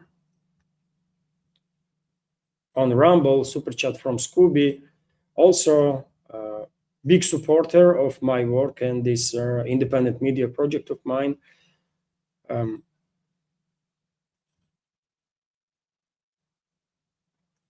So thank you, Scooby, for your support and super chat on Rumble and $2 donation. And Scooby is commenting. Meisheimer says that military power is a function of GDP and the population. Warwick Powell says it's a function of industrial capacity and energy return on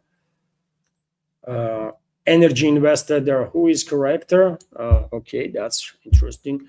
Meisheimer says that military power is a function of GDP and the population. Okay, and Warwick Powell says it's a function of industrial capacity and energy return on energy investment. Who is correct? I think none of these claims are correct, really. I mean, you can claim that both are correct, but I will say actual military power is coming from, first and foremost, from population. It's not necessarily about weapons and about economical stuff, because take a look at the Houthis, Scooby, Ansar Allah movement. I mean, they don't really have Yemen is not one of the richest countries in this world, and they're one of the most developed countries in this world, right? People are starving still in Yemen. But still, because there is a fighting spirit and their organizational, good organizational level inside their armed formations of Ansar Allah movement, they are capable to keep Saudi Arabia at bay, which is like million times richer, more powerful on the paper, right? And Saudi Arabia, giving these indicators from Meisheimer or Powell, Saudi Arabia should rank up among top, like 10 countries, right? But in reality, Houthis are capable to keep them at bay. So therefore, I think first there is population and ideology of the population, unity, basically. And then comes economy and actual weapons, actual military industrial complex to provide you with the weapons. People come first, man. You need people to fight wars. You need people to win the wars, right? So yes, there are many philosophers out there that are coming up with these very clever formulations and stuff, but well, real life dictates us something else, quite always, or practically always. So you tell me, Scooby, what you think. I think both are wrong. People comes first, fighting spirit comes first. If you have fighting spirit here, you're gonna win. You're not gonna be defeated. If you don't have a fighting spirit here, if your morale is low, then no matter what weapons you're gonna have, and how good of our economy or how rich of economy, you're gonna be defeated. And yet again, Houthis are proving this to be correct, 100% correct.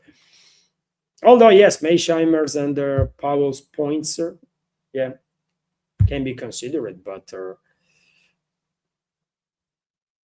if Russia did not have the fighting spirit, Russian people, and if every month 30 to 35,000 people didn't join armed forces voluntarily, you think our military industrial complex alone will keep us still in this fight with the collective West?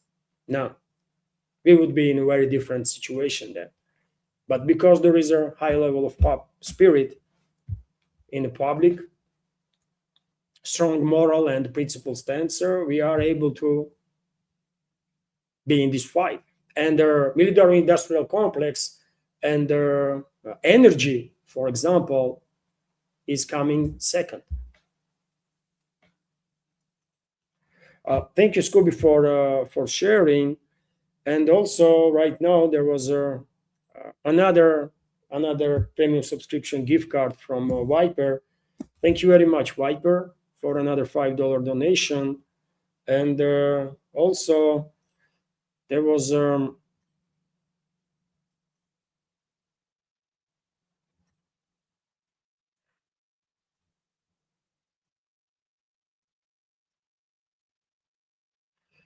$10 donation from NSPK. Thank you very much, NSPK, for your $10 donation. NSPK's donation through PayPal. NSPK is commenting help with their fundraiser. Thank you very much, sir. Thank you very much, sir, NSPK. Appreciate your support. Thank you. Also, dear friends, right now I can see what?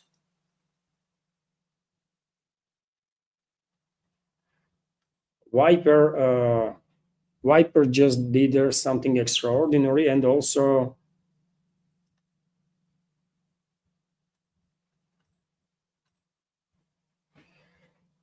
Atomic Bay.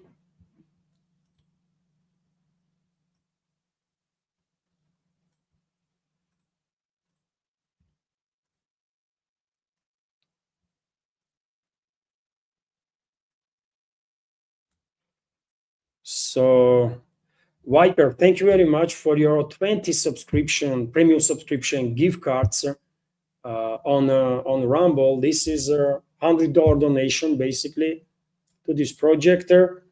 Thank you very much, Viper. I was, you probably see the reaction, isn't it? I was like, what? So thank you very much, Viper, for your very generous support. Thank you. Thank you. And also there was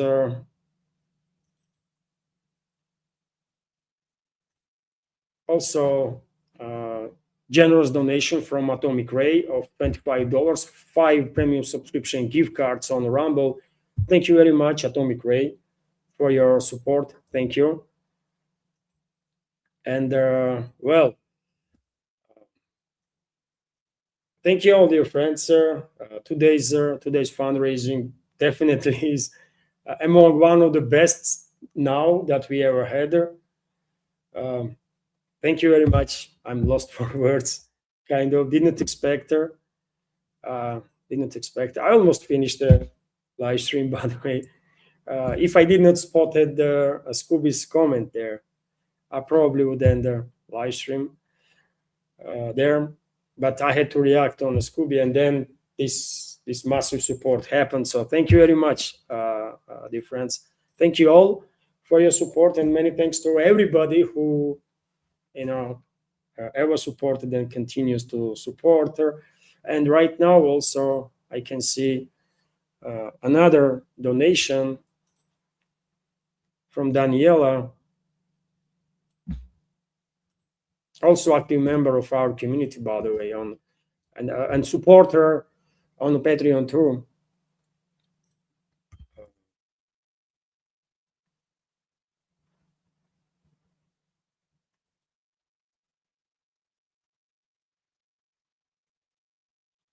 So D-Modo Scatter, Daniela, thank you very much for your premium subscription gift card. Also, thank you very much. I appreciate your support. Thank you. And well,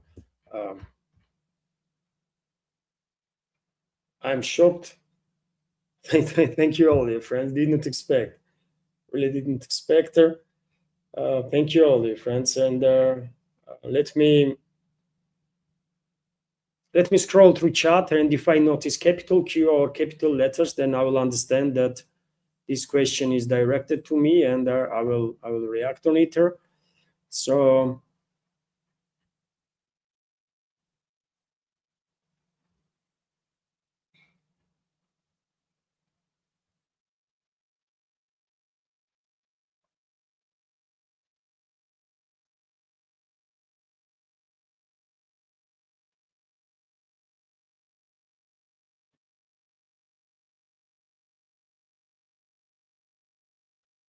yes, I mean, NSPK is commenting, well, if Russia starts targeting trucks in mass, then that's an escalation after taking out ports and the train locomotives. Yes, it is, but yet again, what other choice the Russian side has? And these strikes on trucks is happening for quite a while now. NSPK for I mean, since those trucks being spotted being used by Kyiv regime and its NATO backers to launch drones, right? And there are videos and photos of that. Well, after that, of course, we did not really have a choice. I mean, Russian side, but to go after those trucks, right? And eliminate as much as possible because these trucks are used for these drone attacks. Right now, I'll try to find their images, for example. Just give me a second. I will try to find their image when those trucks are used to attack, to launch drones, by the way. I mean,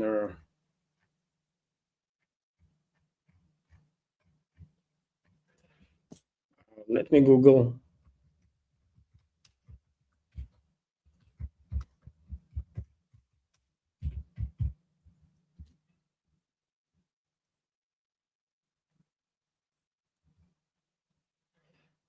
So yes, I find straight away. I mean, it takes literally seconds, and you can find their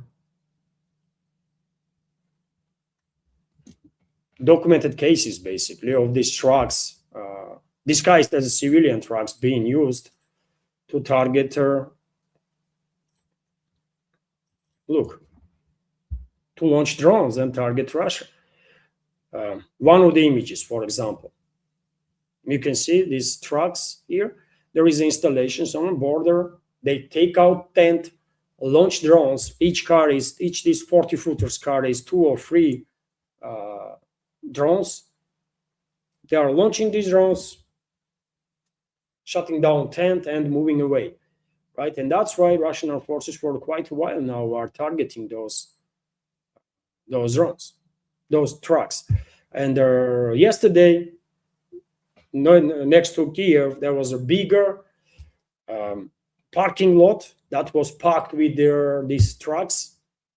They were in the process to equip those trucks with the drones. Some were equipped maybe, right? Then Russian Iskanders came in and eliminated it. And the Kiev regime itself, by the way, published first videos on which you can see clearly these installations on the trucks, right? And they after a couple of hours, they start deleting on their resources. They deleted those photos and videos, but well, it was already being copied, right?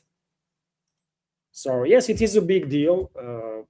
We don't really have much. Russia, we don't really have much options but to go after logistical lines of Kiev regime big time and hit their hard.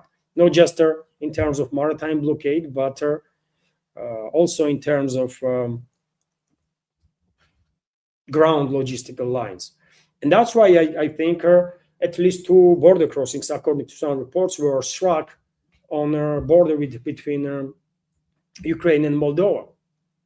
And maybe in upcoming days, we will see border crossings being targeted there between Ukraine and Romania, Ukraine and Hungary, Slovakia, Poland. Might happen. Although, of course, we have to be very precision has to be on our highest level to make sure that we're not going to target our Romanian side of the border crossing or Polish side. We don't want to strike those countries. But these advanced Geran drones, they can go that precise. But yet again, if order comes, I have no issue eliminating logistical lines on either in Romania or the Poland or logistical hubs. I actually in support of that, and I hope one day Russian president will green light Russian militaries and securities, and we will go after these massive logistical hubs that are created by NATO in Romania and in Poland, also in Germany. Those hubs have to be eliminated if we actually want to seriously disrupt logistics of our enemy in this war.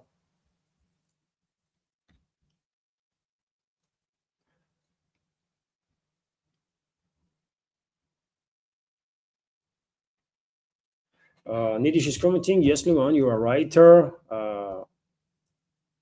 Israel-Palestine conflict casualties will be higher even if they are trying not to hit civilians compared to Russia-Ukraine war. Population density is completely different. Population density is different, yes, but you are not suggesting, isn't it, that Israelis were not intentionally targeting civilians? I hope you are not suggesting that, because whole world knows that Israelis just don't give a damn. They were flattening entire blocks without any care about children there, about women, elderly people being there. They just don't care. They go after everybody. That's how they kill more than 200,000 people. That's their actual casualty rate, not 60, 70,000 that was identified. Actual casualties is in hundreds of thousands, and there continues to rise every day because people are dying due to malnutrition, starvation, basically, a lack of medicine, lack of clean water. This happens every day. But either way, you can have an opinion, right? how operates Israeli military when they don't care about civilian casualties. And Western media and Western public figures never said that Israel is targeting civilians. No, no, no. They always justify Israeli actions with very few exceptions. With very few exceptions.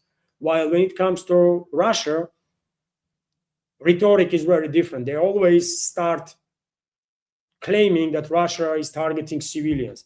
Russia is targeting civilians, and because there is no actual journalism in the West, no one is challenging these insane false claims, isn't it? How come that there is 150 or 200 drones being launched and there one civilian is only collateral damage, or two civilians or five civilians? Or how come that 20, 30 missiles are targeting Kiev, for example, and there are no casualties whatsoever? No one killed. Or maybe one or two. Unfortunately, during the high intensity conflict, collateral damage cannot be avoided completely. This is tragic, obviously. But yet again, you can distinguish, isn't it? When militaries have no care about civilian casualties, take a look what Israel does, and then take a look how Russian militaries operate. Fifth year of the war, and according to UN, collateral overall casualties is 15,000. Well, while Israelis were killing 15,000+ civilians in 1 month.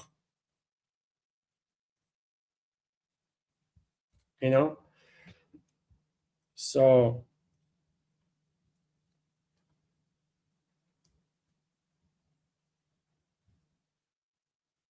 it's sad, man, to see this tremendous level of decline in the West, right? When they don't really have a journalism whatsoever. And it's part of my job, isn't it, to monitor Western propaganda, basically, right? Western so-called MSM, and I'm intentionally watching their media reports in their TVs, and it's horrible. It's horrible when they are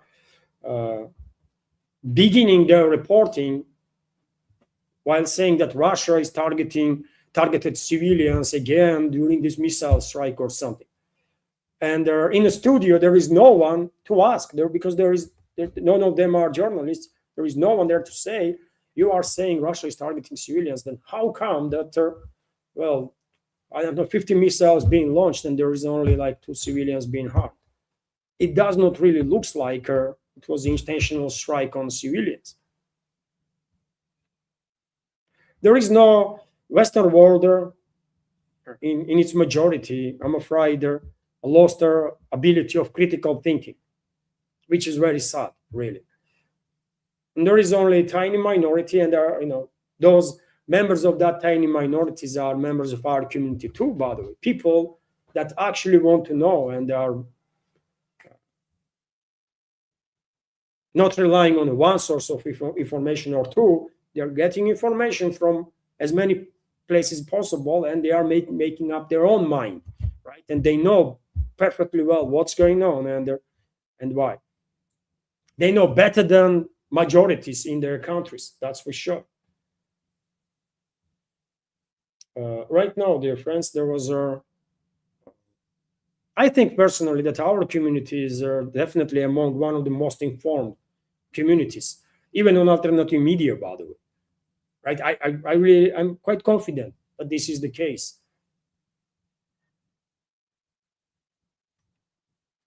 Partially because I think I'm doing quite a good job while talking about numerous topics, right? And they're sharing not just information, but also my analysis on the topic, and therefore I'm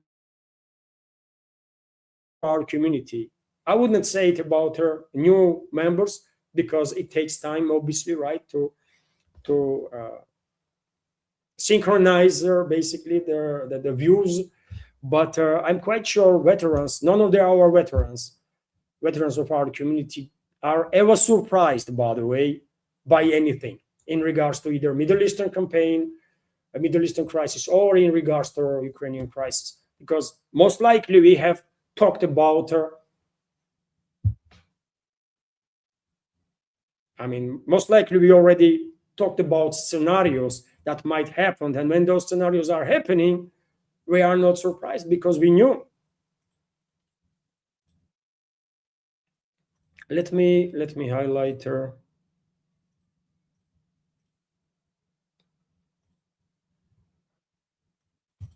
And dear friends, unlike many others, I don't afraid to go outside of this comfortable box, right?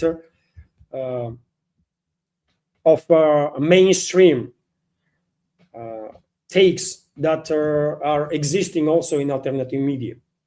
I'm never afraid that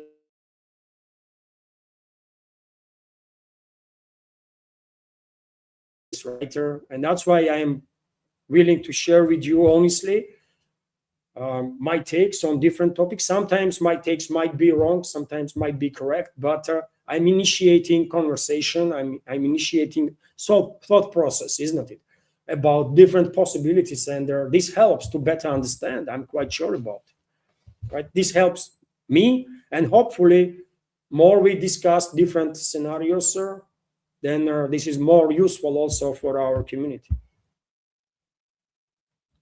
Scooby is also commenting, Israel is a genocidal regime worse than Nazi Germany. Way under Nidisher likes that. No, Scooby, I don't think Nidisher likes their methods that Israel is using. But in India, they have, because of the conflict, right, between India and Pakistan, in India there is very tense relationships with the Muslim world, right? With not all countries, but whenever there is a confrontation between, let's say, any two parties, if one party represents Muslim world and another not, then Indian majority Indians will side with another one, no matter how wrong or right that side is, right? And this tendency comes out. If I'm wrong, then Nidish can correct me on that, and other members of our community from India. That tendency comes out from not necessarily from state level of propaganda, let's say in India, but from that history, that very painful, dramatic history of constant wars, right? That India had faced throughout the 20th century. By the way, there was 5 or 6 wars in 20th century alone, and at least 2 wars in 21st century now between India and Pakistan. Latest was just recently, isn't it? So, and there is constant terrorist attacks on India, right? There is constant issue with the Kashmir, and there are many other things. So, I can see they are coming from, but I will never support that attitude that Indians have in regards to Muslim world, because I have different background, right?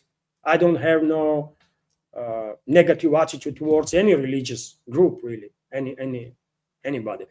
My judgment based on who is right and who is wrong. That's how I operate, But when it comes to Israeli regime, I agree with you 100%. Scooby, no discussions, no. I don't even know who can argue with your statement there and how, right? Modern Israel is worse than Nazi Germany. Yes. Nazi Germany killed more people directly, but if you count casualties, direct and indirect casualties of wars and crimes that Israel committed since its creation, right? And all the destruction and negativity. I mean, maybe more people actually died due to actions of Israel, direct or indirect, than in Nazi Germany, man. At least Nazi Germany or modern Germans are not stating that well, they were right and whole world was wrong. But if you go in Israel and say anything, well, vast majority will condemn you, because vast majority of Israelis are in total full support of everything they did, by the way, in regards to Palestinians. They are Nazis, right? Literal Nazis, Bob, and fascists. Israelis, vast majority of them. This is just factual, by the way. I mean, you just take a look at all the studies that are done in Israel. They're freaking Nazis, man. Majority.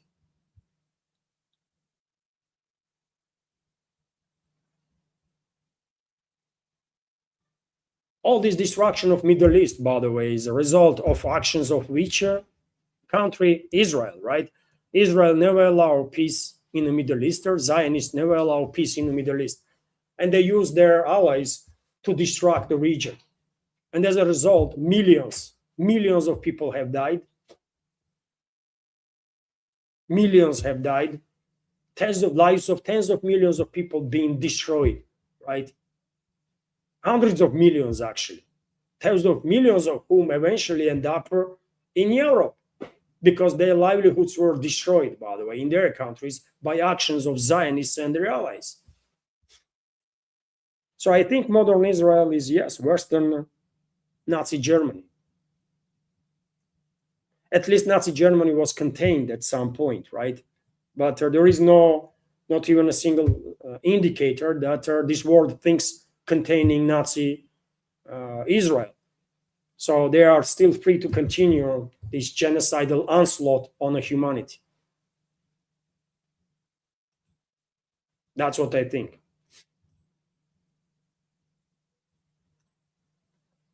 Also,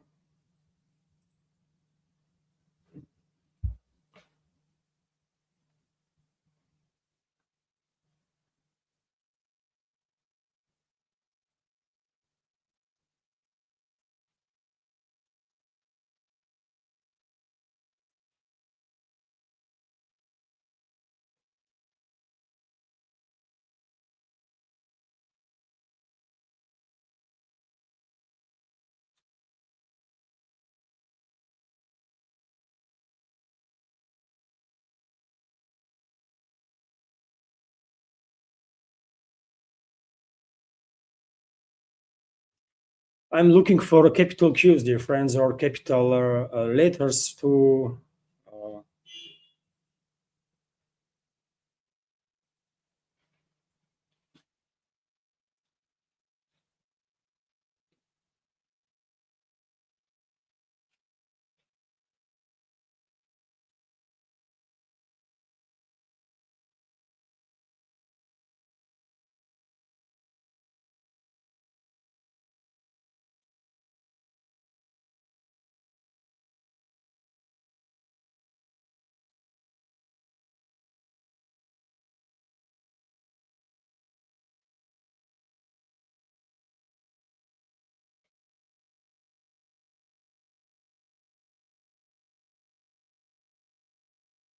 my apologies if I miss your question, dear friends. You see, I spotted Levan, so I will react on it. Levan, don't get angry with their other countries, sir. They are simply helping Ukraine. It's perfectly normal when an ally asks for a helper, its allies responded. I don't think this is the case, sir. Really, Ukraine is not since when Ukraine is a colony. What kind of ally is Ukraine of the Western countries? I mean, what in that case, what word ally even means? Ukraine is not a member of NATO, right? Ukraine is not a member of EU, not a member of any alliance, military or otherwise, with collective West. So what ally means? There is no foundation to make such a claim. Western ruling class conducted a coup d'etat in 2014, implemented Nazi fascist regime, right? And they are supporting that Nazi fascist regime. They might now call that Nazis or those Nazis and their collaborants, allies or whatever, but when it comes to Ukraine as a state entity, well, I mean, international norms or international law exists for a reason, right? Ukraine formally is still neutral. Yes, they made some changes in the constitution right? And they are now openly moving towards NATO and the EU, but they are not a member of neither of these organizations. So formally, Western countries are not allies of Ukraine. And by the way, what ally will how you can call an ally country that sacrifices millions of your people? Are we have a same understanding of this word ally? I don't think so.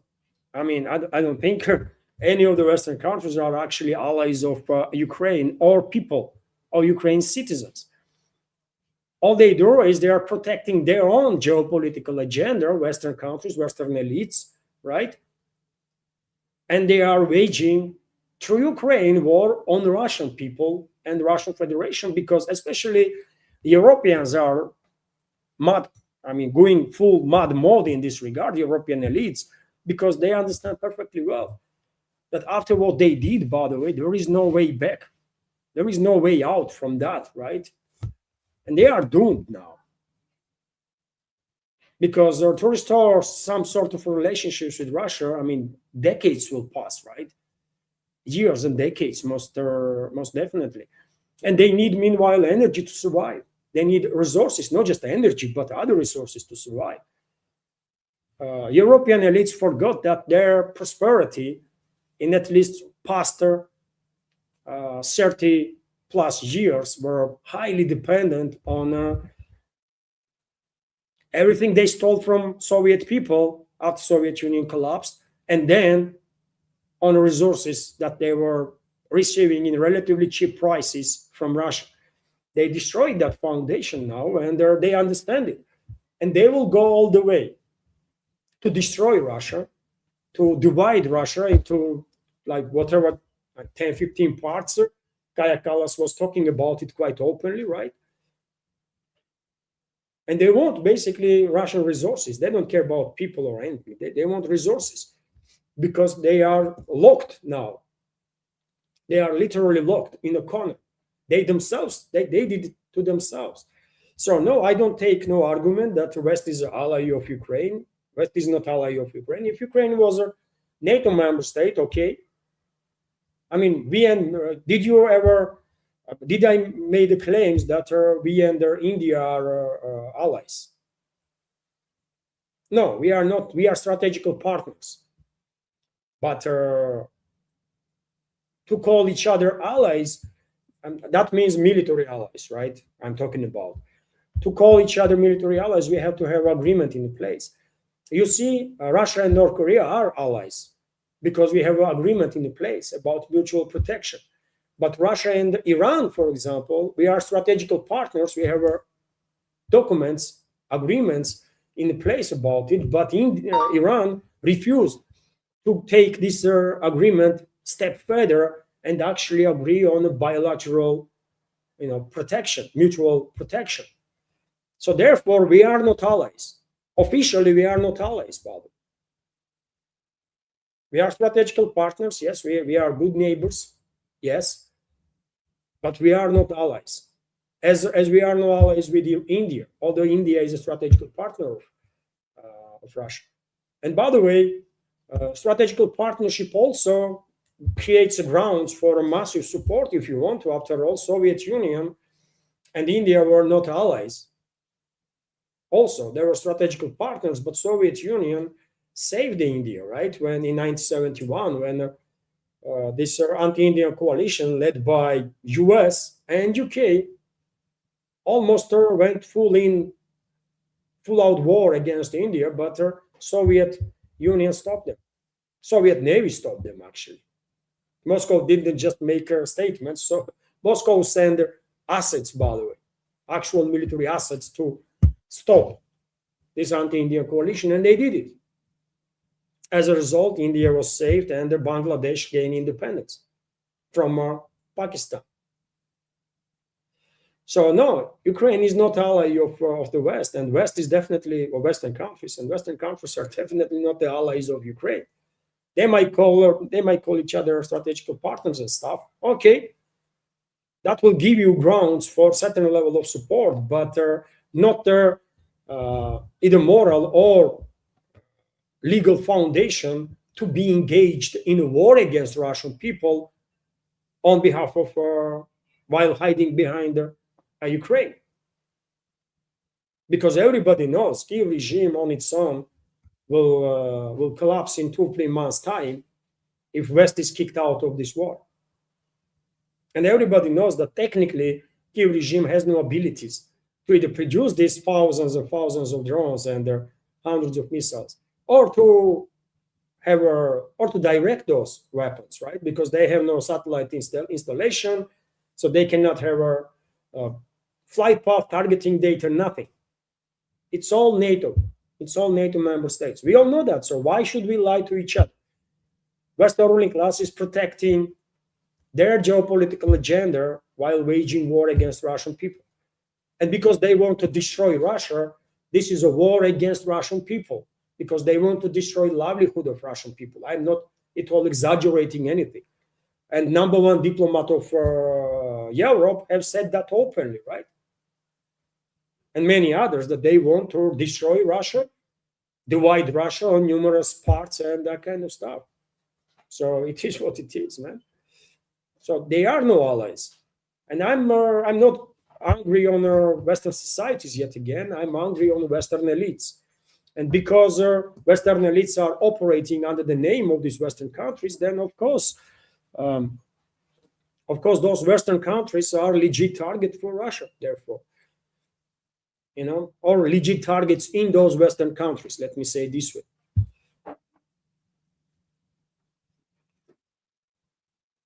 I mean, just imagine, dear friends, if Moscow or Beijing conducted a coup d'etat in Mexico, or in Canada for that matter, right?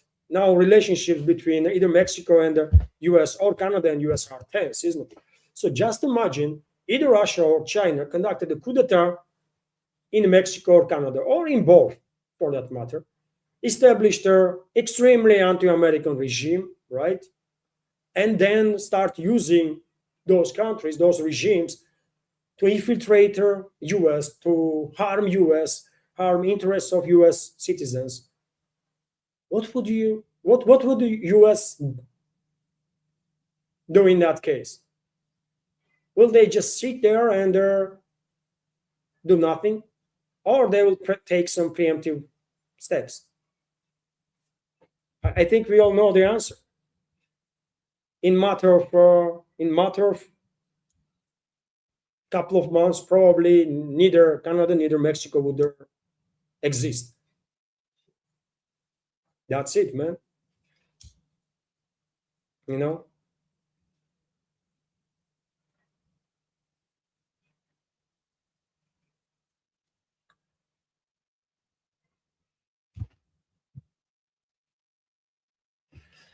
Let's continue our chat, dear friends.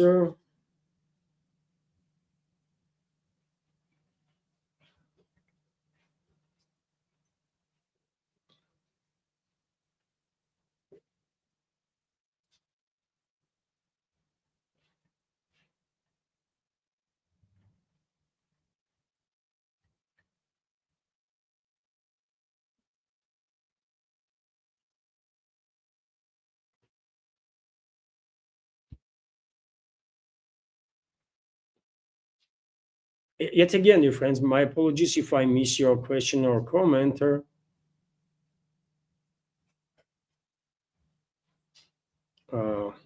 I'm focused on capital Q or capital letters.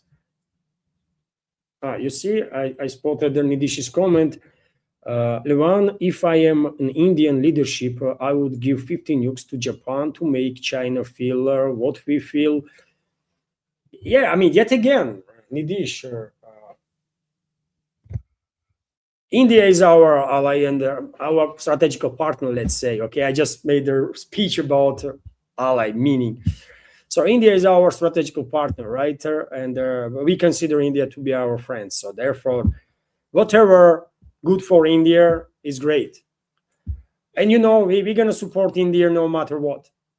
You know that, we know that, everybody knows that, right? We're going to support India always.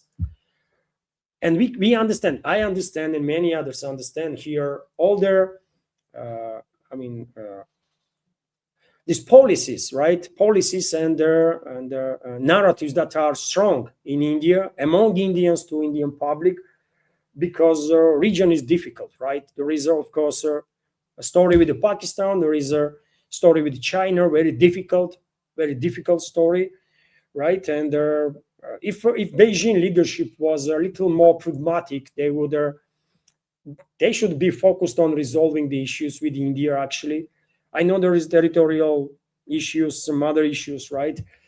Um, it would make more sense for Beijing to give up some territories in India's favor, right? And not to get engaged in all sorts of, through soft power or whatever, in all sorts of countries around India that used to be under Indian influence and they are not now. You know what am I talking about? So I think Beijing made their strategical miscalculation there, right? They had the opportunity to resolve all their fundamental issues with India, or most of the fundamental issues with India, as Moscow resolved many fundamental issues with China while giving up on some territories, actually, right? And they're finalizing the agreements on demarcation and of the border. China had such opportunity, probably still has, but they choose otherwise. They choose otherwise, and I think that's the mistake on their behalf, right? But I think you are going just step too far in topic in terms of giving their weapons to giving the weapons to Japan. It's Japanese can create nuclear weapons on their own. India, they don't need your nukes. Japan has a latent nuclear deterrent, so they have technology, they have materials, expertise. If they want to, they can build nuclear weapons in a matter of a year or two. If active work is done, they will have about a dozen of nukes, if not more. Same can be said about Germany, by the way. Same can be said about Brazil, for example. Iran wanted to be member of this club of countries with a latent nuclear deterrent. That's why they demonstrated to the whole world that they can enrich uranium on the highest level. That's why they enrich uranium up to 60%. But because there is no journalism in the Western world, right, in MSM, this was never explained to the people, right? And their Western ruling class was still, to nowadays, continues to use this freaking nonsensical propaganda that, well, if Iran didn't wanted to build the nukes, why they increase up to 60% enrichment? Freaking idiots, man, right? These Western propagandists. They wanted to be member of that club of countries with latent nuclear deterrent, the Japanese. So they don't need your nukes. Point is that if Japan goes nuclear, I mean, that's a threat. That's a significant threat for Russia. It's not just a threat for China, it's a threat for Russia. And I don't think Moscow can tolerate that. And if Russian intelligence will have information that Japan actually is moving towards nuclear weapons, I think something going to happen and North Korea going to strike Japan. Just saying.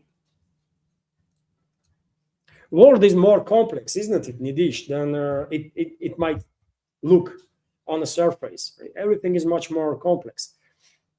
So no, we cannot allow, and I don't think you need Russia to be weak. I mean India.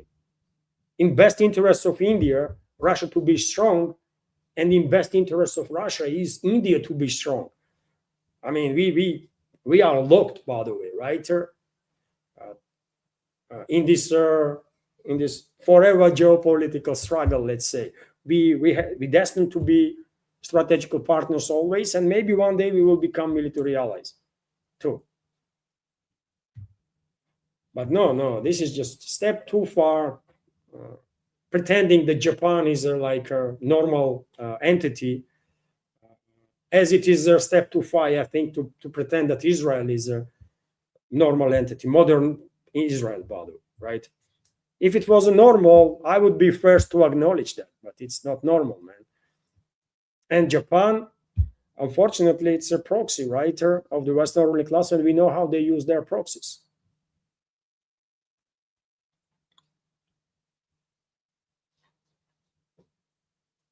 Yet again, Japan cannot become nuclear country, cannot. And if Japan continues on the current trajectory, something gonna happen, and North Koreans gonna nuke their hell out of them.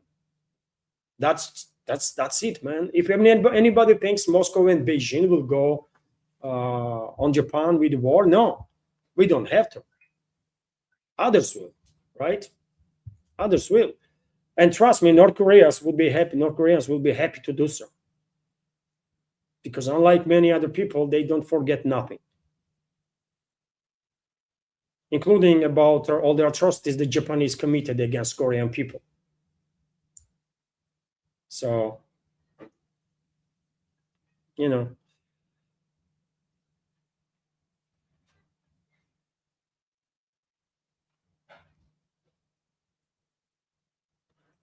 also Nidish is commenting, Luan, I think by next month, Pakistan will be under complete military rule.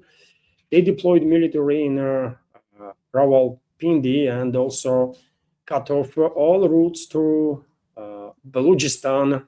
What do you think? Oh, that's interesting.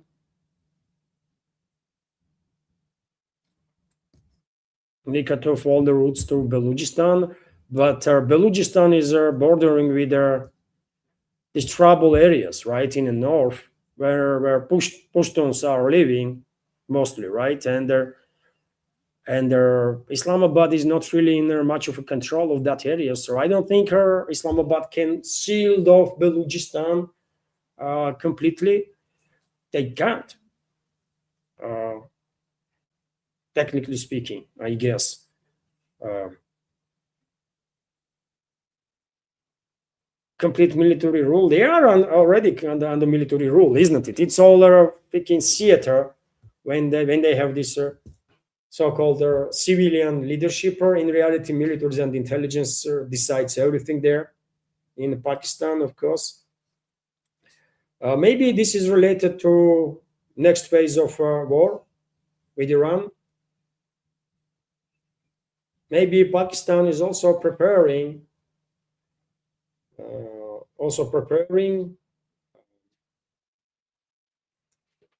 not to participate on behalf of Western ruling class in a war against Iran, but to be ready to deal with their possible consequences. And one of the possible consequences is going to be invasion of Iran from two sides, right? From north, most likely from Iraqi Kurdistan, from south, from Gulf of Oman, right, where Baluchis actually are living in Iran.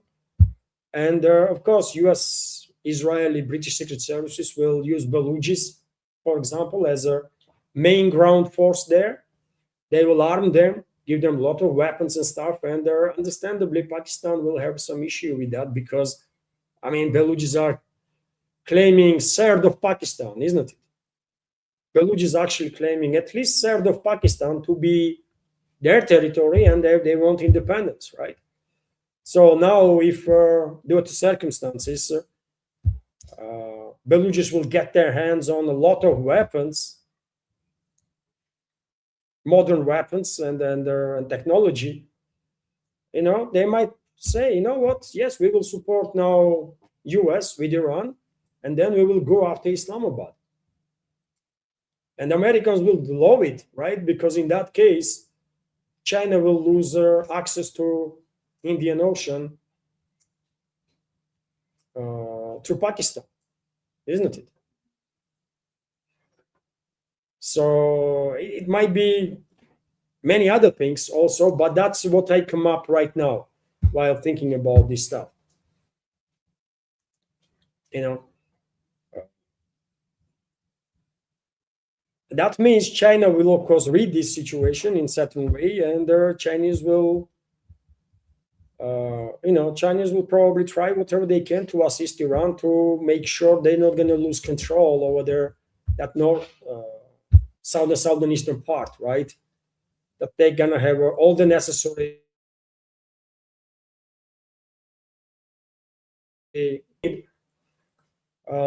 not to allow not to allow Americans to create some sort of uncontrolled area there that then will be used as a bridgehead against Pakistan. And in China, of course, they don't want to lose Pakistan. By the way.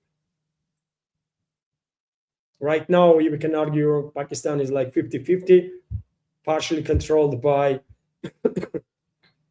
US and UK.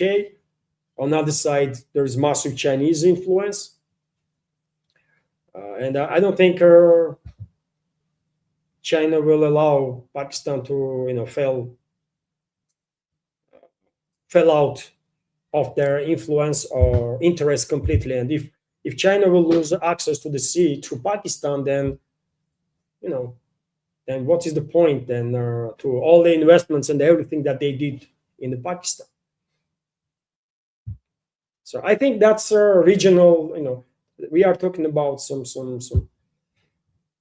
possible consequences of this global conflict of Western ruling class versus China. Russia also, obviously, but in this case, China. What is your take on that? And this is also funny. Yes, sir. Nidish is commenting China is conducting robot Olympics. Yes, I did not share anything about it, but there are a lot of funny videos, isn't it? There are a lot of freaking funny videos that are coming from China when these robots are going crazy, by the way. They already made their world, one of the robots run 100 meters faster than Usain Bolt, isn't it? I mean, these robotics are development is happening just too fast, isn't it? Really, in past 5 years, we are observing some sort of a revolution in robotics. And if progress continues exponentially, then I cannot even imagine where this world gonna be in 15 years, and what role this human-like robots will play in our day-to-day life, right? Or androids, or whatever we're gonna call it.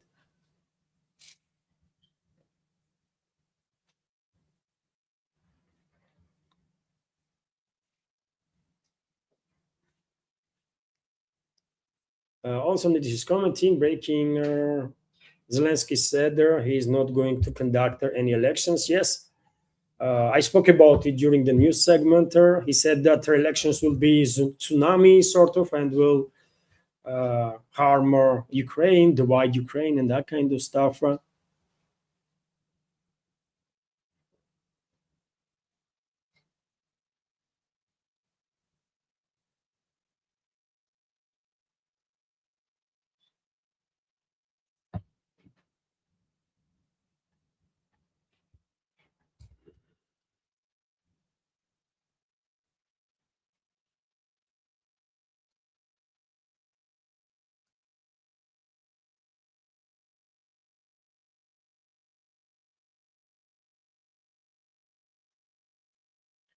And Nidish is answering to Scooby. Scooby, simple. I don't care what happens to Palestine. We supported Palestine since 75 years, sir. Same with Bangladesh, same with Maldives, sir. Muslims care about only Muslims, sir. Others are not human for them. I guess that's your pointer. So we don't care. Um, um, very strong statement, Nidish. What can I say? Very strong statement. I don't see humanity as the religions first. I see humans first, and then comes their religion and everything else, right? So therefore, I know there is a tensions between different groups, and I know there is a frustration in India because many people that India supported turned their back on India, or at least that's how Indians feel. I get that, but yet again, despite this, We just obligated, I think, we as a human beings, and especially ones that have this ambition to see ourselves as a good human beings, right? I may not be angel, by the way. I'm not actually, right? But I want to be good human being. I'm trying. So therefore, I cannot allow myself to use in my judgment certain elements that I think are wrong. Uh, collective collective punishment is always wrong, I think, right? And that's why on this matter, even though I can understand the frustration on behalf of Indian people, after all, Bangladesh, for example, exists only because of India. I mean, maybe some people in Bangladesh forget about it, but they exist literally because of India. And I mean, Islamabad was treating Bangladeshi people, I mean, worse than, I don't know, man, what to even say. It was India that came for help, right? And risk its own life. India ended up under the threat of anti-Indian coalition because of the Bangladesh. Because resistance to Bangladesh people, right? And so I understand if I was Indian, by the way, I would be extremely, extremely frustrated because we saved you for God's sake, and now you are turning your back on us. What the hell is wrong with you? That would be my attitude. But still, I would be very specific in my anger. I would not judge about entire religion. I would be very specific about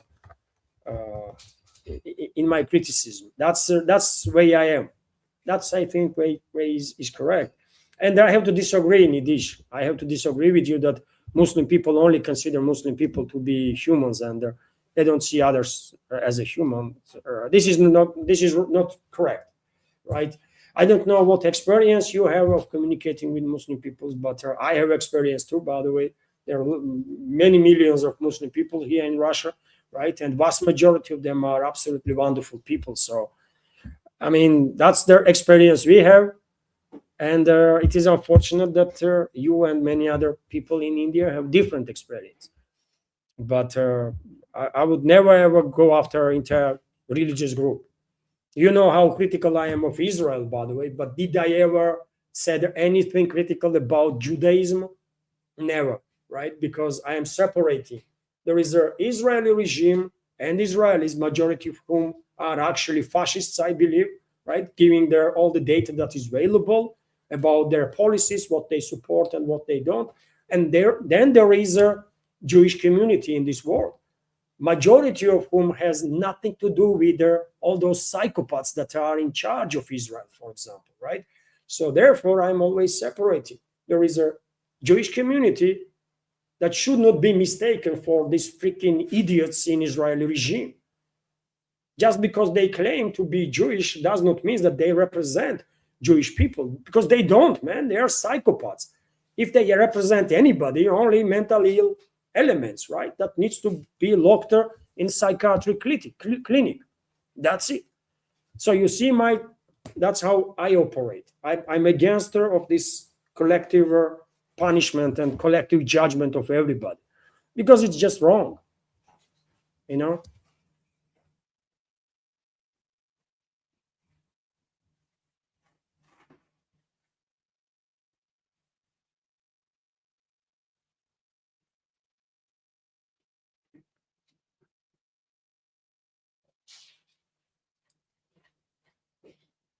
I mean, we have some heavy conversations today, by the way, right? About some heavy stuff, you know. Nidish is also commenting, China and USA are absolutely carbon copies of each other. We supported together UNSC seat. We called them brothers. So we accepted their PRC as real. China first for that they invaded Tibet, feast, and then our land. I mean, I already said, Nidish, if I mean, Chinese leadership, in my personal opinion, made a fundamental mistake they had the opportunity to resolve their issues with India. They should get out of Tibet, I think. They should get out of, or at least reach some agreement with India, compromised agreement, right? With India about certain territories. I know all countries have historical claims, right? China might also have a history. If it comes to history, they might have claims about a lot of territories, by the way, from, let's say, on the north, from former Soviet republics, for example. That includes Russia, even though we have demarcation now in place, and China officially cannot have any claim on anything. But historically speaking, if we did not have the agreement in place, well, they could make some statements, right? That they want even Vladivostok city, for example, right? Also, Kazakhstan, significant parts of Kazakhstan used to be China, controlled by China. Parts of, I believe, Uzbekistan and the Tajikistan too, or Kyrgyzstan or Tajikistan, right? Mongolia too. I mean, Mongolia is quite specific. No one wants to have a full control of Mongolia. They were asking, isn't it? Ulaanbaatar was asking Moscow to join Soviet Union, and Moscow says, no, we are friends, we all good, right? Partners and everything, but no, you're not going to join the Soviet Union because it's a huge country, extremely difficult terrain, right? And very specific one. So I don't think neither China or Soviet or Union or Russia wants any control there. But there are some territories that used to be China, now it's Mongolia, right? So, and India also can have all sorts of claims, but I'm a strong believer that Beijing and their Delhi can reach agreement, for God's sake. They can, man. China have to go for more compromises. In some places, India will go for compromises, and that's it, man. As long as you get rid of that main obstacle that you have right now, which is a border issue and related topics to that, I think you two will get along quite okay, man. I hope so, at least, right? But yet again, I mean, China, I think, miscalculated the opportunity. They should, they could do what Russia did, man. They could give up certain territories in favor of India to achieve a final demarcation, right? Well, Tibet is a big, right? Tibet is a big in the Chinese culture also, and therefore, I mean, it's difficult, man. It's difficult stuff, but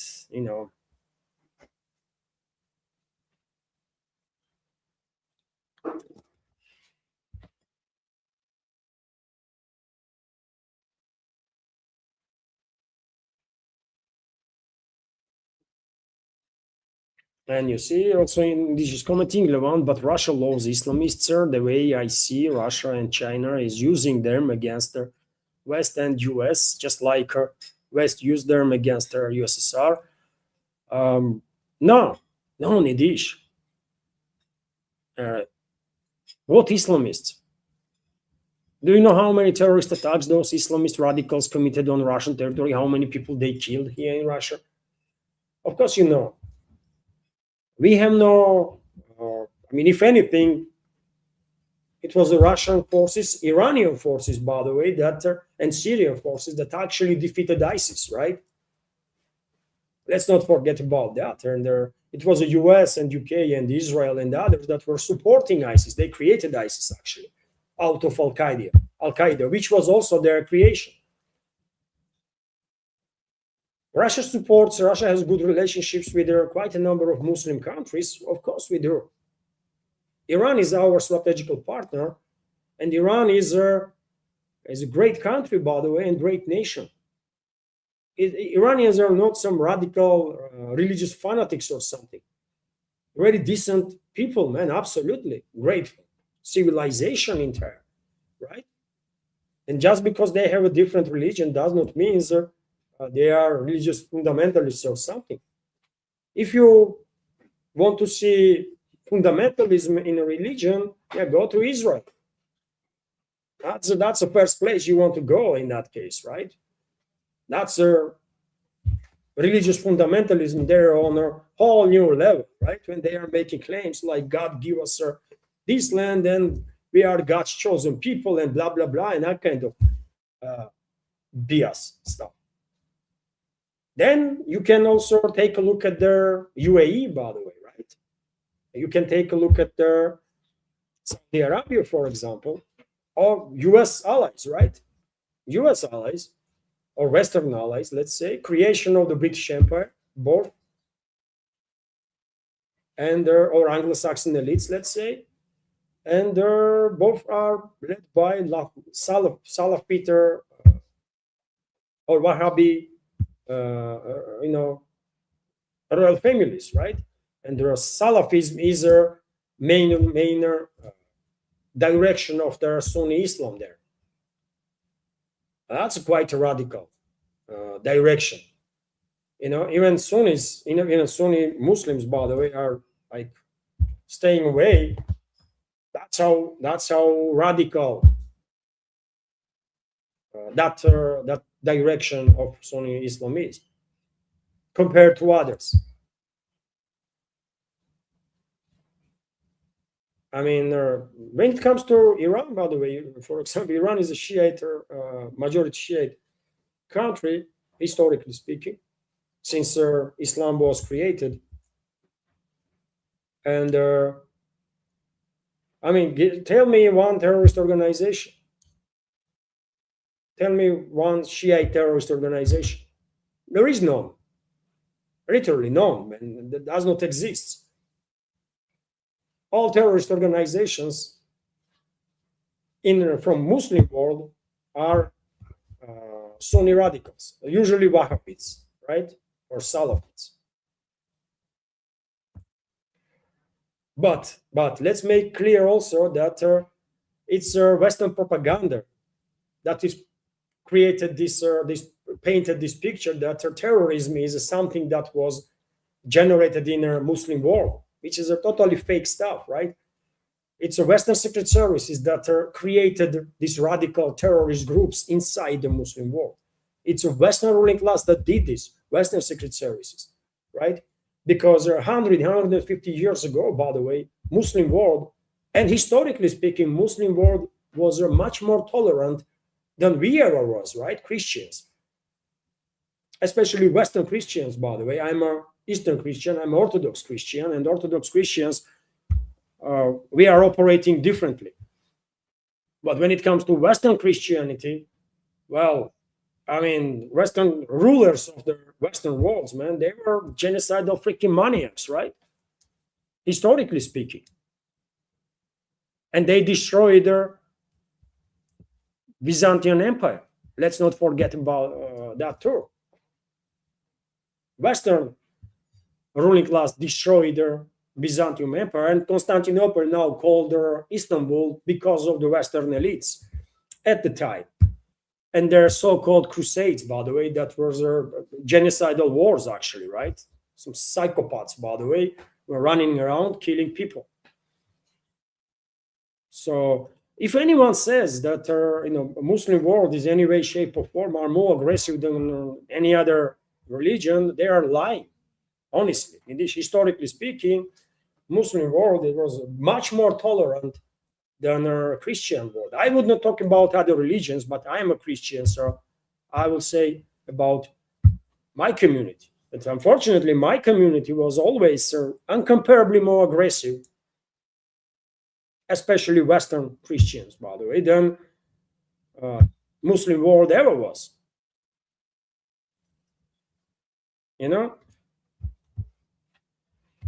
It is what it is.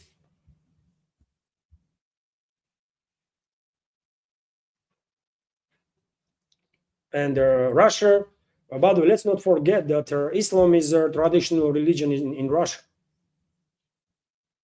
Christianity, obviously. First Christians on territory of modern Russia, by the way, were my ancestors, right? Alans in the northern Caucasus. There were first eparchy, Orthodox epoch was already up and running in the 7th century, right? Uh, Alans become Christian even before, obviously, right? Because on the other side of Caucasus Mountains, Georgian kingdoms, they become Christians in 4th century, in 337 BC, right? After Christ, 337. That was the year when one of the Georgian kings declared himself a Christian, and their entire country. Armenia became like 4 years earlier, or 3 years earlier, by the way, right? In 334. But they are not Orthodox Christians; they are Gregorians. And so Georgia, because Georgia was already Christian, of course, Christianity spread through Alans also, and there was a great deal of communication between Sarmati and Alan people and their Kartvelski people, or Georgian people, Georgian tribes at the time. And so, yeah, I mean, Christianity obviously is the traditional religion for Russia. 80% or more, most likely, are Christians. There is also Islam, that is a traditional religion for Russian Federation. Buddhism, by the way, is a traditional religion of the Russian Federation, and Judaism is a traditional religion also for Russian Federation. Some people might ask her, why Judaism? Well, because you remember Khazaria, elitist groups in Khazaria, by the way, not necessarily everybody that Khazaria controlled, but elites in Khazaria, they actually become, they choose Judaism as their fate, and therefore Judaism, Khazaria was on the territory of modern Russia. So therefore Judaism is a traditional religion for Russia also. That's the history, right? It does not mean that Russia is preferring this religious group or that religious group. No, we are looking at the people first, right? We see people, that comes first. Just let's be good people, man, right? And let's take everything good from our traditions and the culture, including religious traditions, right? It's our choice what we will take and how we will interpret, right, all those studies, for a good or for a bad. We all have a choice, and hopefully we will make all right choices and be good as much as we can, by the way, because none of us are angels, isn't it? That's for sure.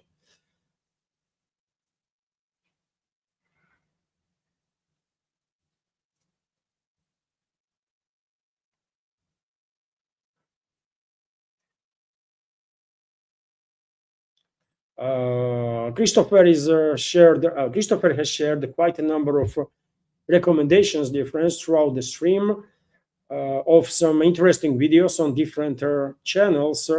On Tapura Update channel, for example, there is videos of Russian drone strikes on locomotives, Kiev regime's locomotive infrastructure. Thank you for sharing. And let me check Boosty Moosty, dear friends.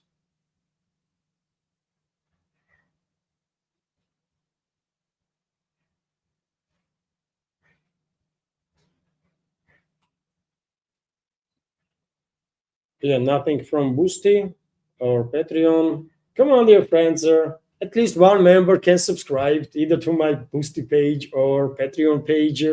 I can't even remember now when last time we had a new member on Patreon. Padarak Scooby, I don't know. People struggle to understand, I guess, right? Maybe I'm not explaining well enough. And that, Scooby, your gift, I think your gift has not been claimed. Gift of subscription, mass subscription gift card on Patreon.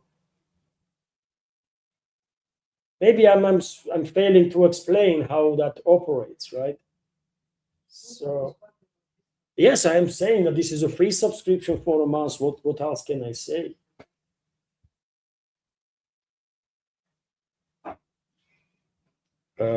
In case you will consider to join our community on Patreon, dear friends, or Boosty, links are under this video in description box.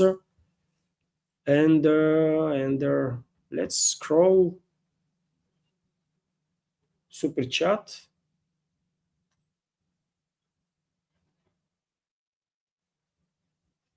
There is a right now, dear friends, super chat from Scooby. Let's react on it.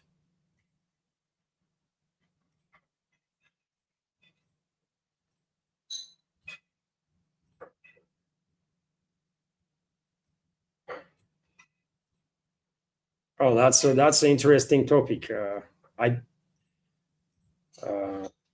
spotted there. Usually, if comment is relatively longer, I make before I screenshot or make a screenshot and upload.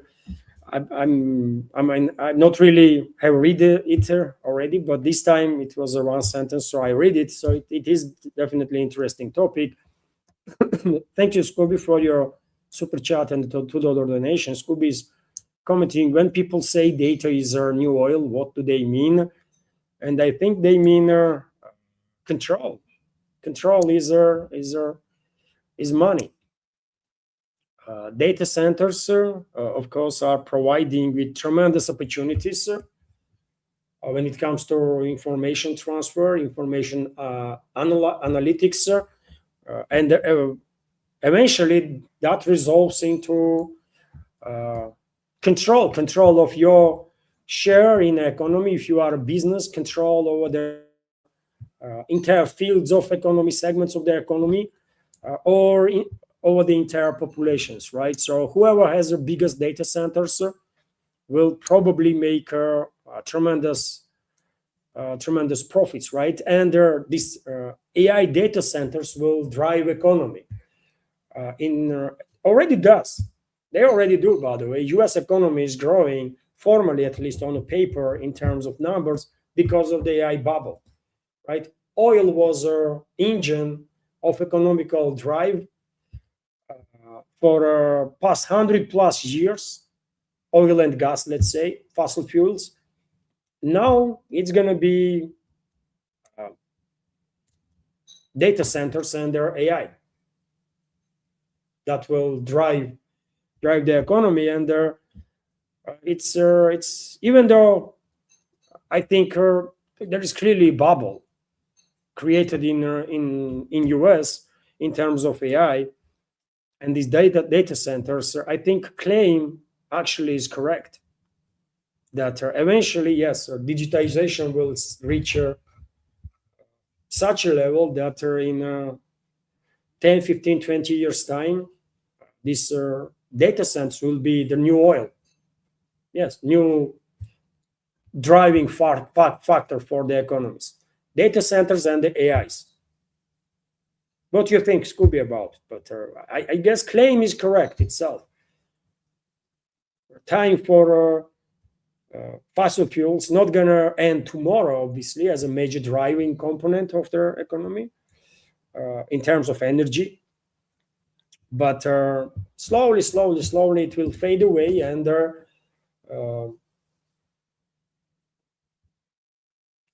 nuclear power plants are fission or fusion. One day we're gonna have fusion reactors, isn't it? So those fusion reactors and there are whatever alternatives can be also added to it will become a major energy source for now. And plus, data centers themselves will drive economy big because of the opportunities that it will create. So I think claim is correct. That's what they mean, I guess. That data is a new energy for the economical drive. And when it comes to actual energy, I think way that China moved gonna be a direction that rest of the world will move. because many people don't understand, by the way, the Chinese leadership I think, they read their big picture somewhat similar ways as I did, right? I think Chinese leadership or Chinese experts, analytics, they do understand that Western ruling class wants actually, and this is a long-standing project, by the way, of theirs. They want to isolate China from Middle East, from other sources of energy, then increase its dependence on Russia up to a critical level, and then cause trouble between the two. And Chinese leadership, while knowing these vulnerabilities, they made their strategically correct calculations in this case when they push very hard on alternatives, right?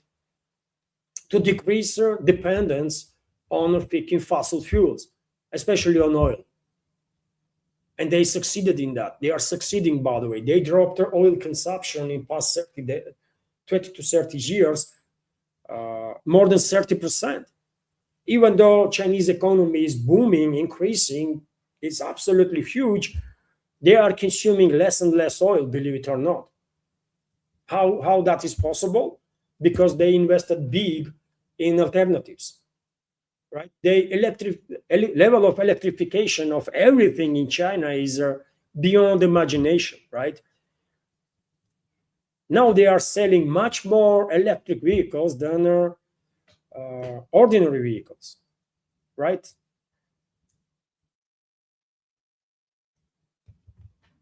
They have massive solar power plants or massive wind power plants. They are creating electricity from everything in order to decrease their dependence on fossil fuels.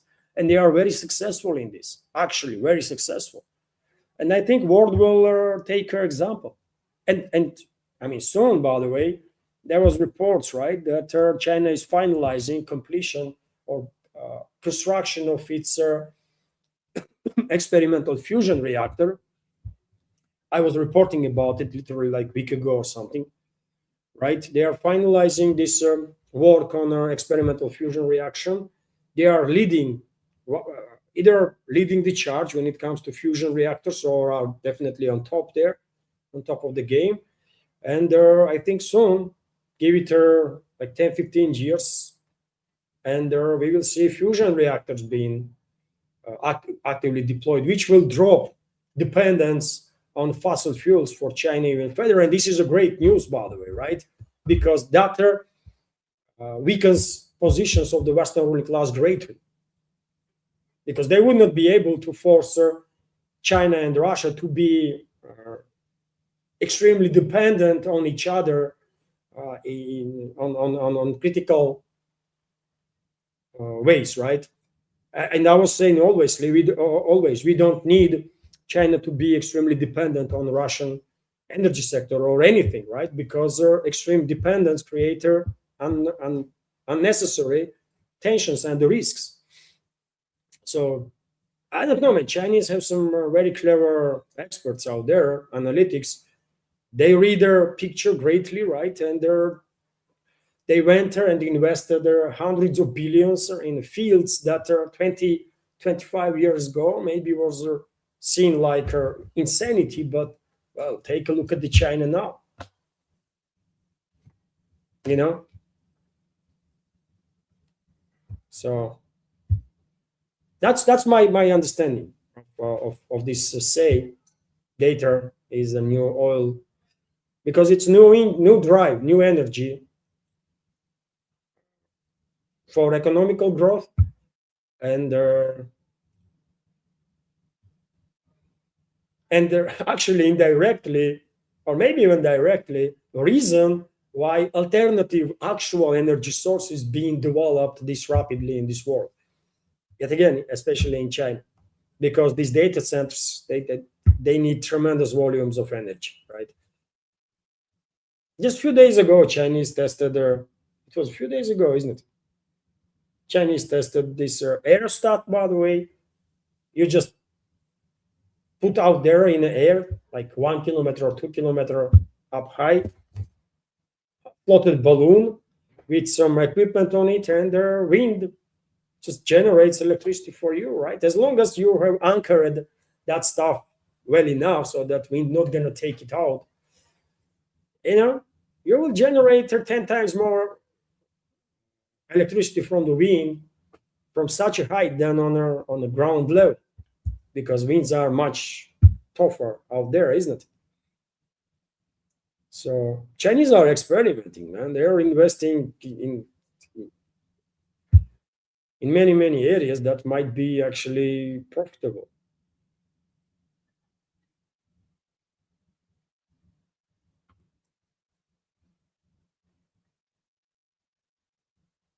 Oh, Scooby is commenting. I think Zionism could be interpreted as a false prophecy in their revelation of Jesus Christ, but that book also tells of a multi-ethnic opposition to it. I'm not a scholar, obviously. I'm not an expert in any of the religions. I'm not a theologist, of course. Uh, but I mean, point is, early Zionists, by the way, are not this psychopathic, really.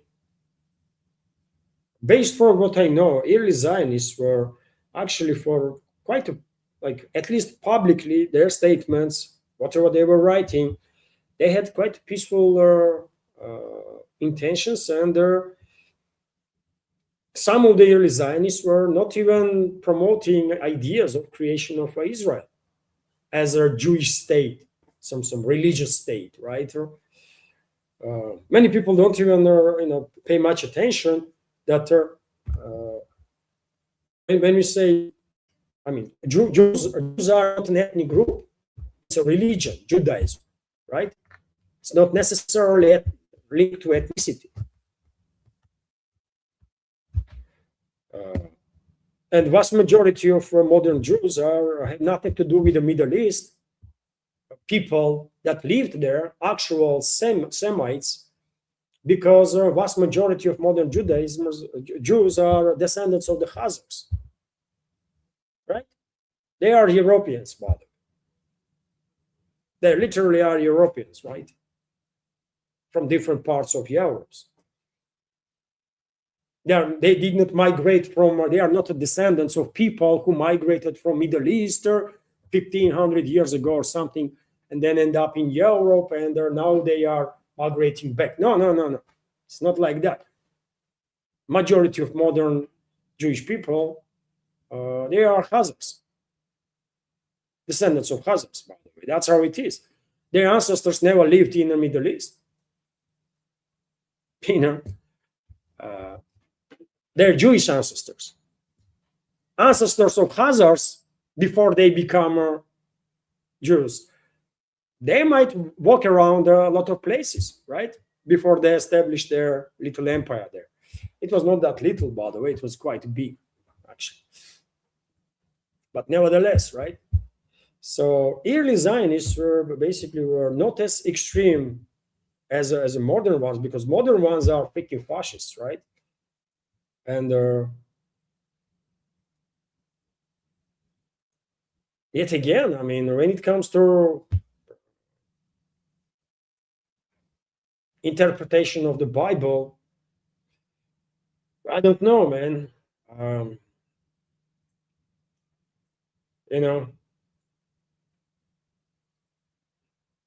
If we are talking about God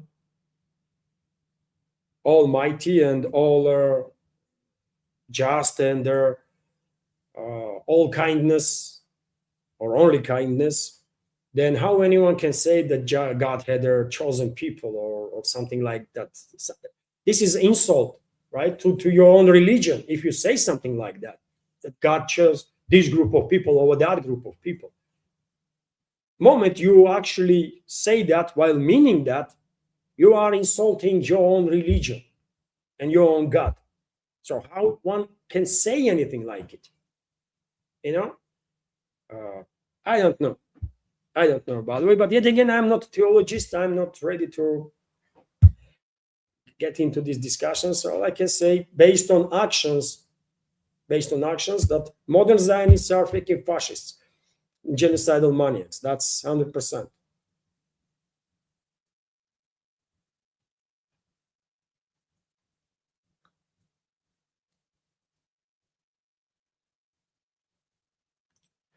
Viper is commenting Palestinians have more Jewish DNA than people who claim to be Jewish in Israel. The new Jews have minuscule amounts of Semite DNA. Viper, I was just talking about this stuff exactly, isn't it? That majority of modern Jews are Ashkenazi, right? Ashkenazi Jews are called European Jews, and those European Jews, by the way, are descendants of the Khazars. The Khazars were not Semites, by the way, right? It was a mixed group, obviously, right? Mixed group, mostly Mongoloids, but due to mixture with their Indo-Europeans, eventually, after the centuries, visually, Khazars were hardly distinguished from Indo-Europeans, like it is the case with the Finns, by the way. Finnish people, they are Asians, right? Their ancestors were Asians. But if you go to Finland right now, you will see just like people like any other Indo-Europeans, right? Why is that? Because this constant mixture after centuries, it only took like 3 to 5 centuries, by the way, for Finns to transform completely and lose almost completely their Asian look. They transformed into Indo-Europeans. All their ancestors were Asians. And Finno-Ugric language is an Asian language, more related to Turkic language family than to Indo-European language family. And so, as you are mentioning, Viper, modern Jews, vast majority of them, especially ones that are migrated to Israel in past 70 years, and those that are living all over there, from US and Canada to Russia, they are descendants, vast majority of them, by the way, descendants of Khazars. They're Ashkenazi, and they have very little, if anything, to do with those tribes, actual tribes, Semite tribes from Middle East that were original, that are accepted Judaism as their main religion like thousands of years ago. This is just factually accurate statements, right, that you are making, and I'm saying the same, basically. Yes, it is true, man. Palestinians definitely have much more in common with their original Jewish tribes than Ashkenazis. It's just factually accurate statement. It is what it is. And that's why I'm saying, man, Jews are a religious group. These are not an ethnic group.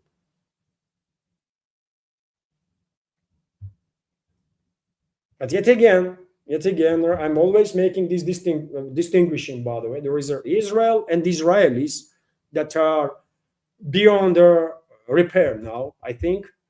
And there are Jewish community worldwide. And we should not mix these two, right?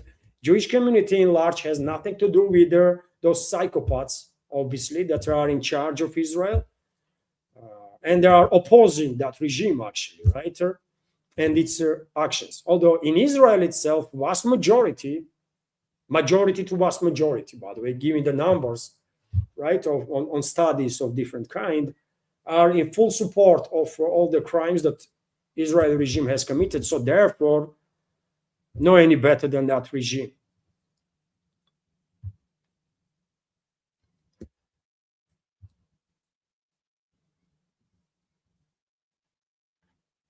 Let's continue.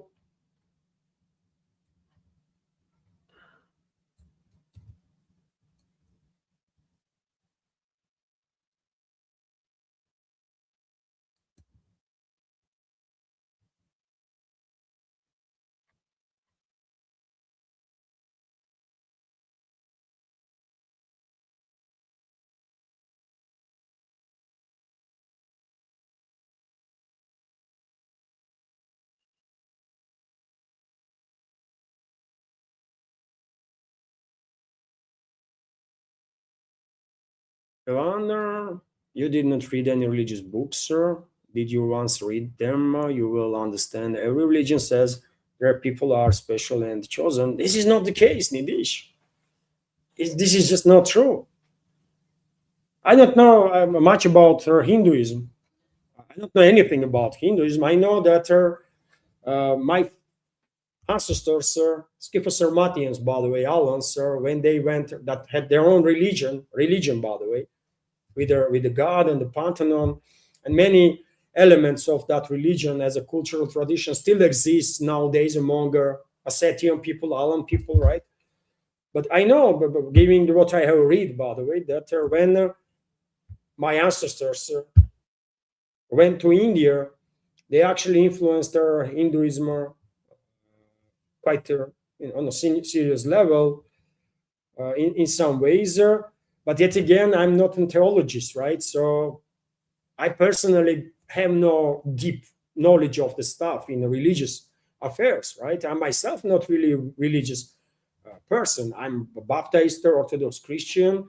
All my family are Baptist Orthodox Christians, and that's that, right? I grew up in this culture, and I celebrate all the main religious celebrations, of course. Too religious, I'm not going into church. Unfortunately, by the way, actually, every week, you know, last time I was in the church, I think like 3 4 weeks has passed since then. You see, uh, so you know, uh, and I never claimed to be very religious, isn't it? This is also true, but I know as much as to say that no, not all religions make claims to that these people are more chosen or that people. None of those religions do make such a claim. You can make interpretation a way you like, and that will be your interpretation. But none of the religions are saying that these people are chosen and they're God or something, right? God created them and then said, "Yeah, what have I done? This is not counts, but these ones are good ones, right?" I like that more. None of the religions actually says this, right? It's an interpretation. There are psychopaths among Zionists that are saying that yes, God will says these people are my people, right? And rest garbage. In reality, it never happened. It's a freaking sick fantasy of some seeker elements. And that's it, man. It all depends on interpretation, how you understand stuff. Whenever you are reading actual historical literature, you should keep in mind that these books being written and then rewritten and rewritten tens of times, right? And every time someone made a copy, there is a probability that something was changed from the original. And through centuries, you cannot even be sure when you are reading now stuff, this is exactly the original texture. Most likely, because it's most likely not. You know? So therefore, any fanatism, by the way, any extremism is bad, especially when it comes to religion, by the way, right? I take from religion basics. I'm not really religious, but basics are absolutely uh, aligned with my own personal morale and the principles. 10 Commandments, uh, doing job perfectly well, right? I'm not saying that I'm following all 10, by the way. I'm trying, though. I'm trying to be a good human being. That's all I can do, really. And that's it, man. There is no need for freaking fanatism or no need to go crazy and stuff. Right? Be good, respect all the other people, be nice to people, man. Right? Don't be aggressive unless you've been targeted. Don't bring pain to innocent. Just be a good human being. Try. That's all, man. That's all we need to take from religion. Respect elderly, be respectful, be kind. That's it.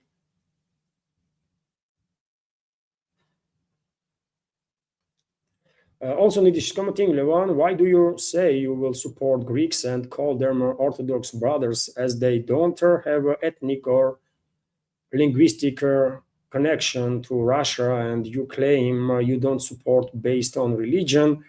It's not necessarily based on religion. Religion plays their role, by the way, of course.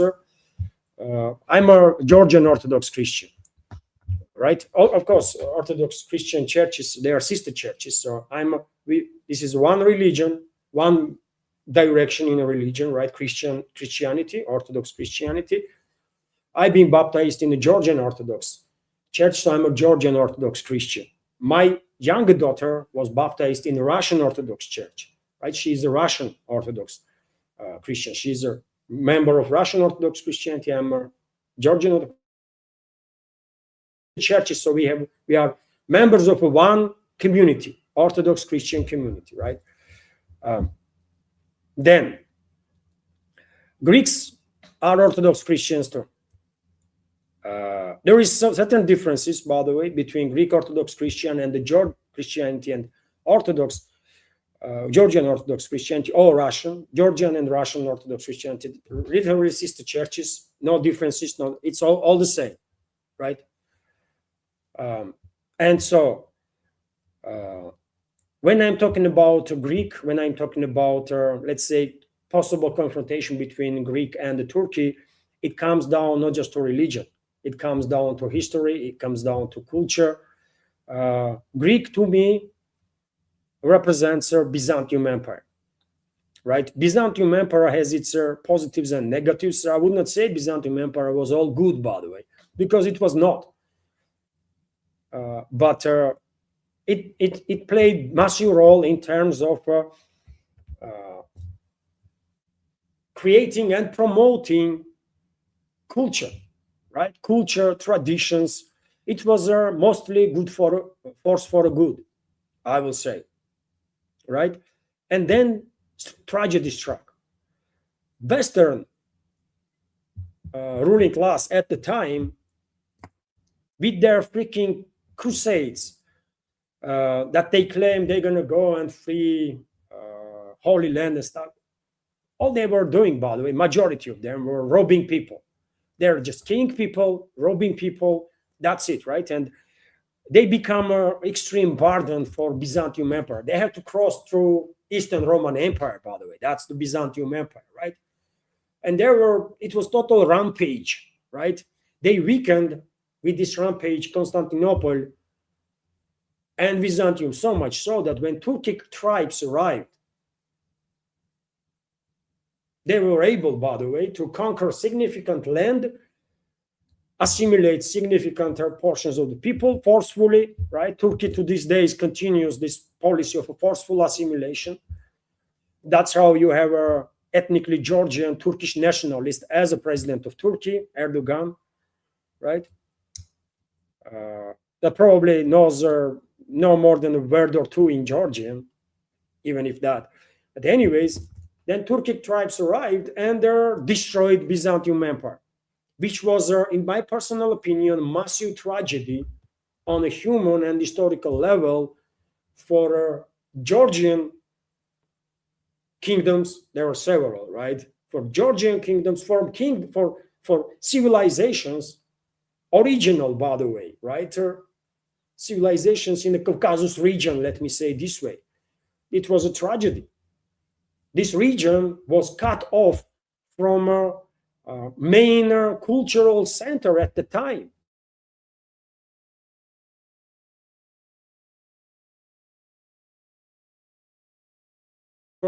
Istanbul. So when I say I will always support Greece, I mean I will support Greece because Turkey is a historical mistake. Turkey should never exist, man, right? I don't like Turkey. I'm not talking about people, by the way. I'm talking about state, Turkey. I don't like it. It's a mistake, should not exist, right? That's my personal take. And of course, because Greek people are Orthodox Christians, they are members of our community. Yes, there is certain differences between Greek Orthodox Christians and the Georgian or Russian Orthodox Christians, but still we are members of one community. And of course, I will support members of my community How otherwise, right? It's a community, of course. But trust me, it's not just a religion that my position is based on, right? Or it's much, it goes much deeper in history, right? And stuff like that. Trust me, in the Caucasus, especially in the southern Caucasus, by the way, no one likes Turkey.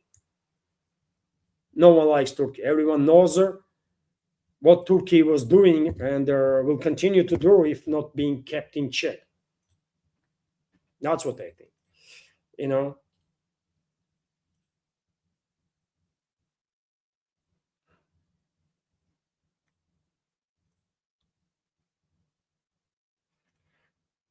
so,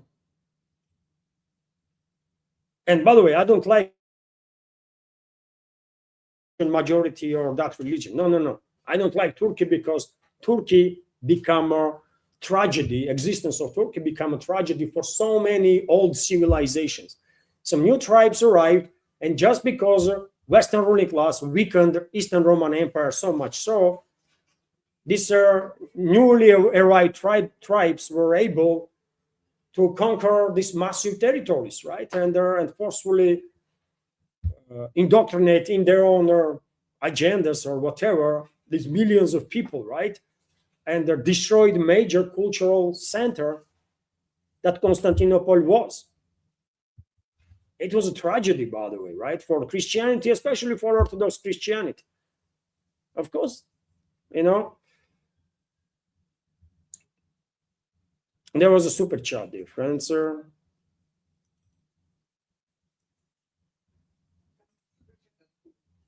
Yes, there is a super chat from Scooby. Thank you, Scooby, for another super chat and the donation on Rumble. All of humanity's problems stem from man's inability to sit quietly in a room alone, and that's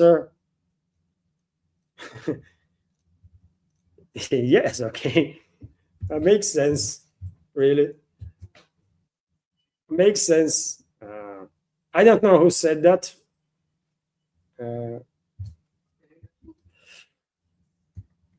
is it your phrase or phrase from someone else? I don't know. I can't remember uh, reading this or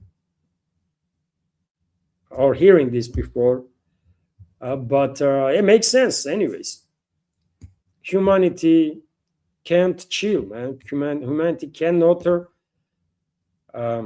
созидательный труд, блин, cannot just be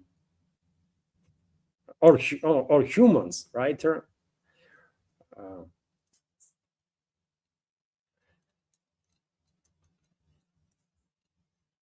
We have something destructive in ourselves, isn't it?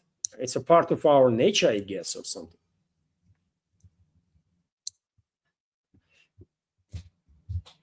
But yet again, this is topic for philosophers, by the way. They can talk a lot about it. But yes, we have some destructive element in our nature that we have to work with and deal with, so that we appreciate more all the good, right, and be more focused on the good than bad.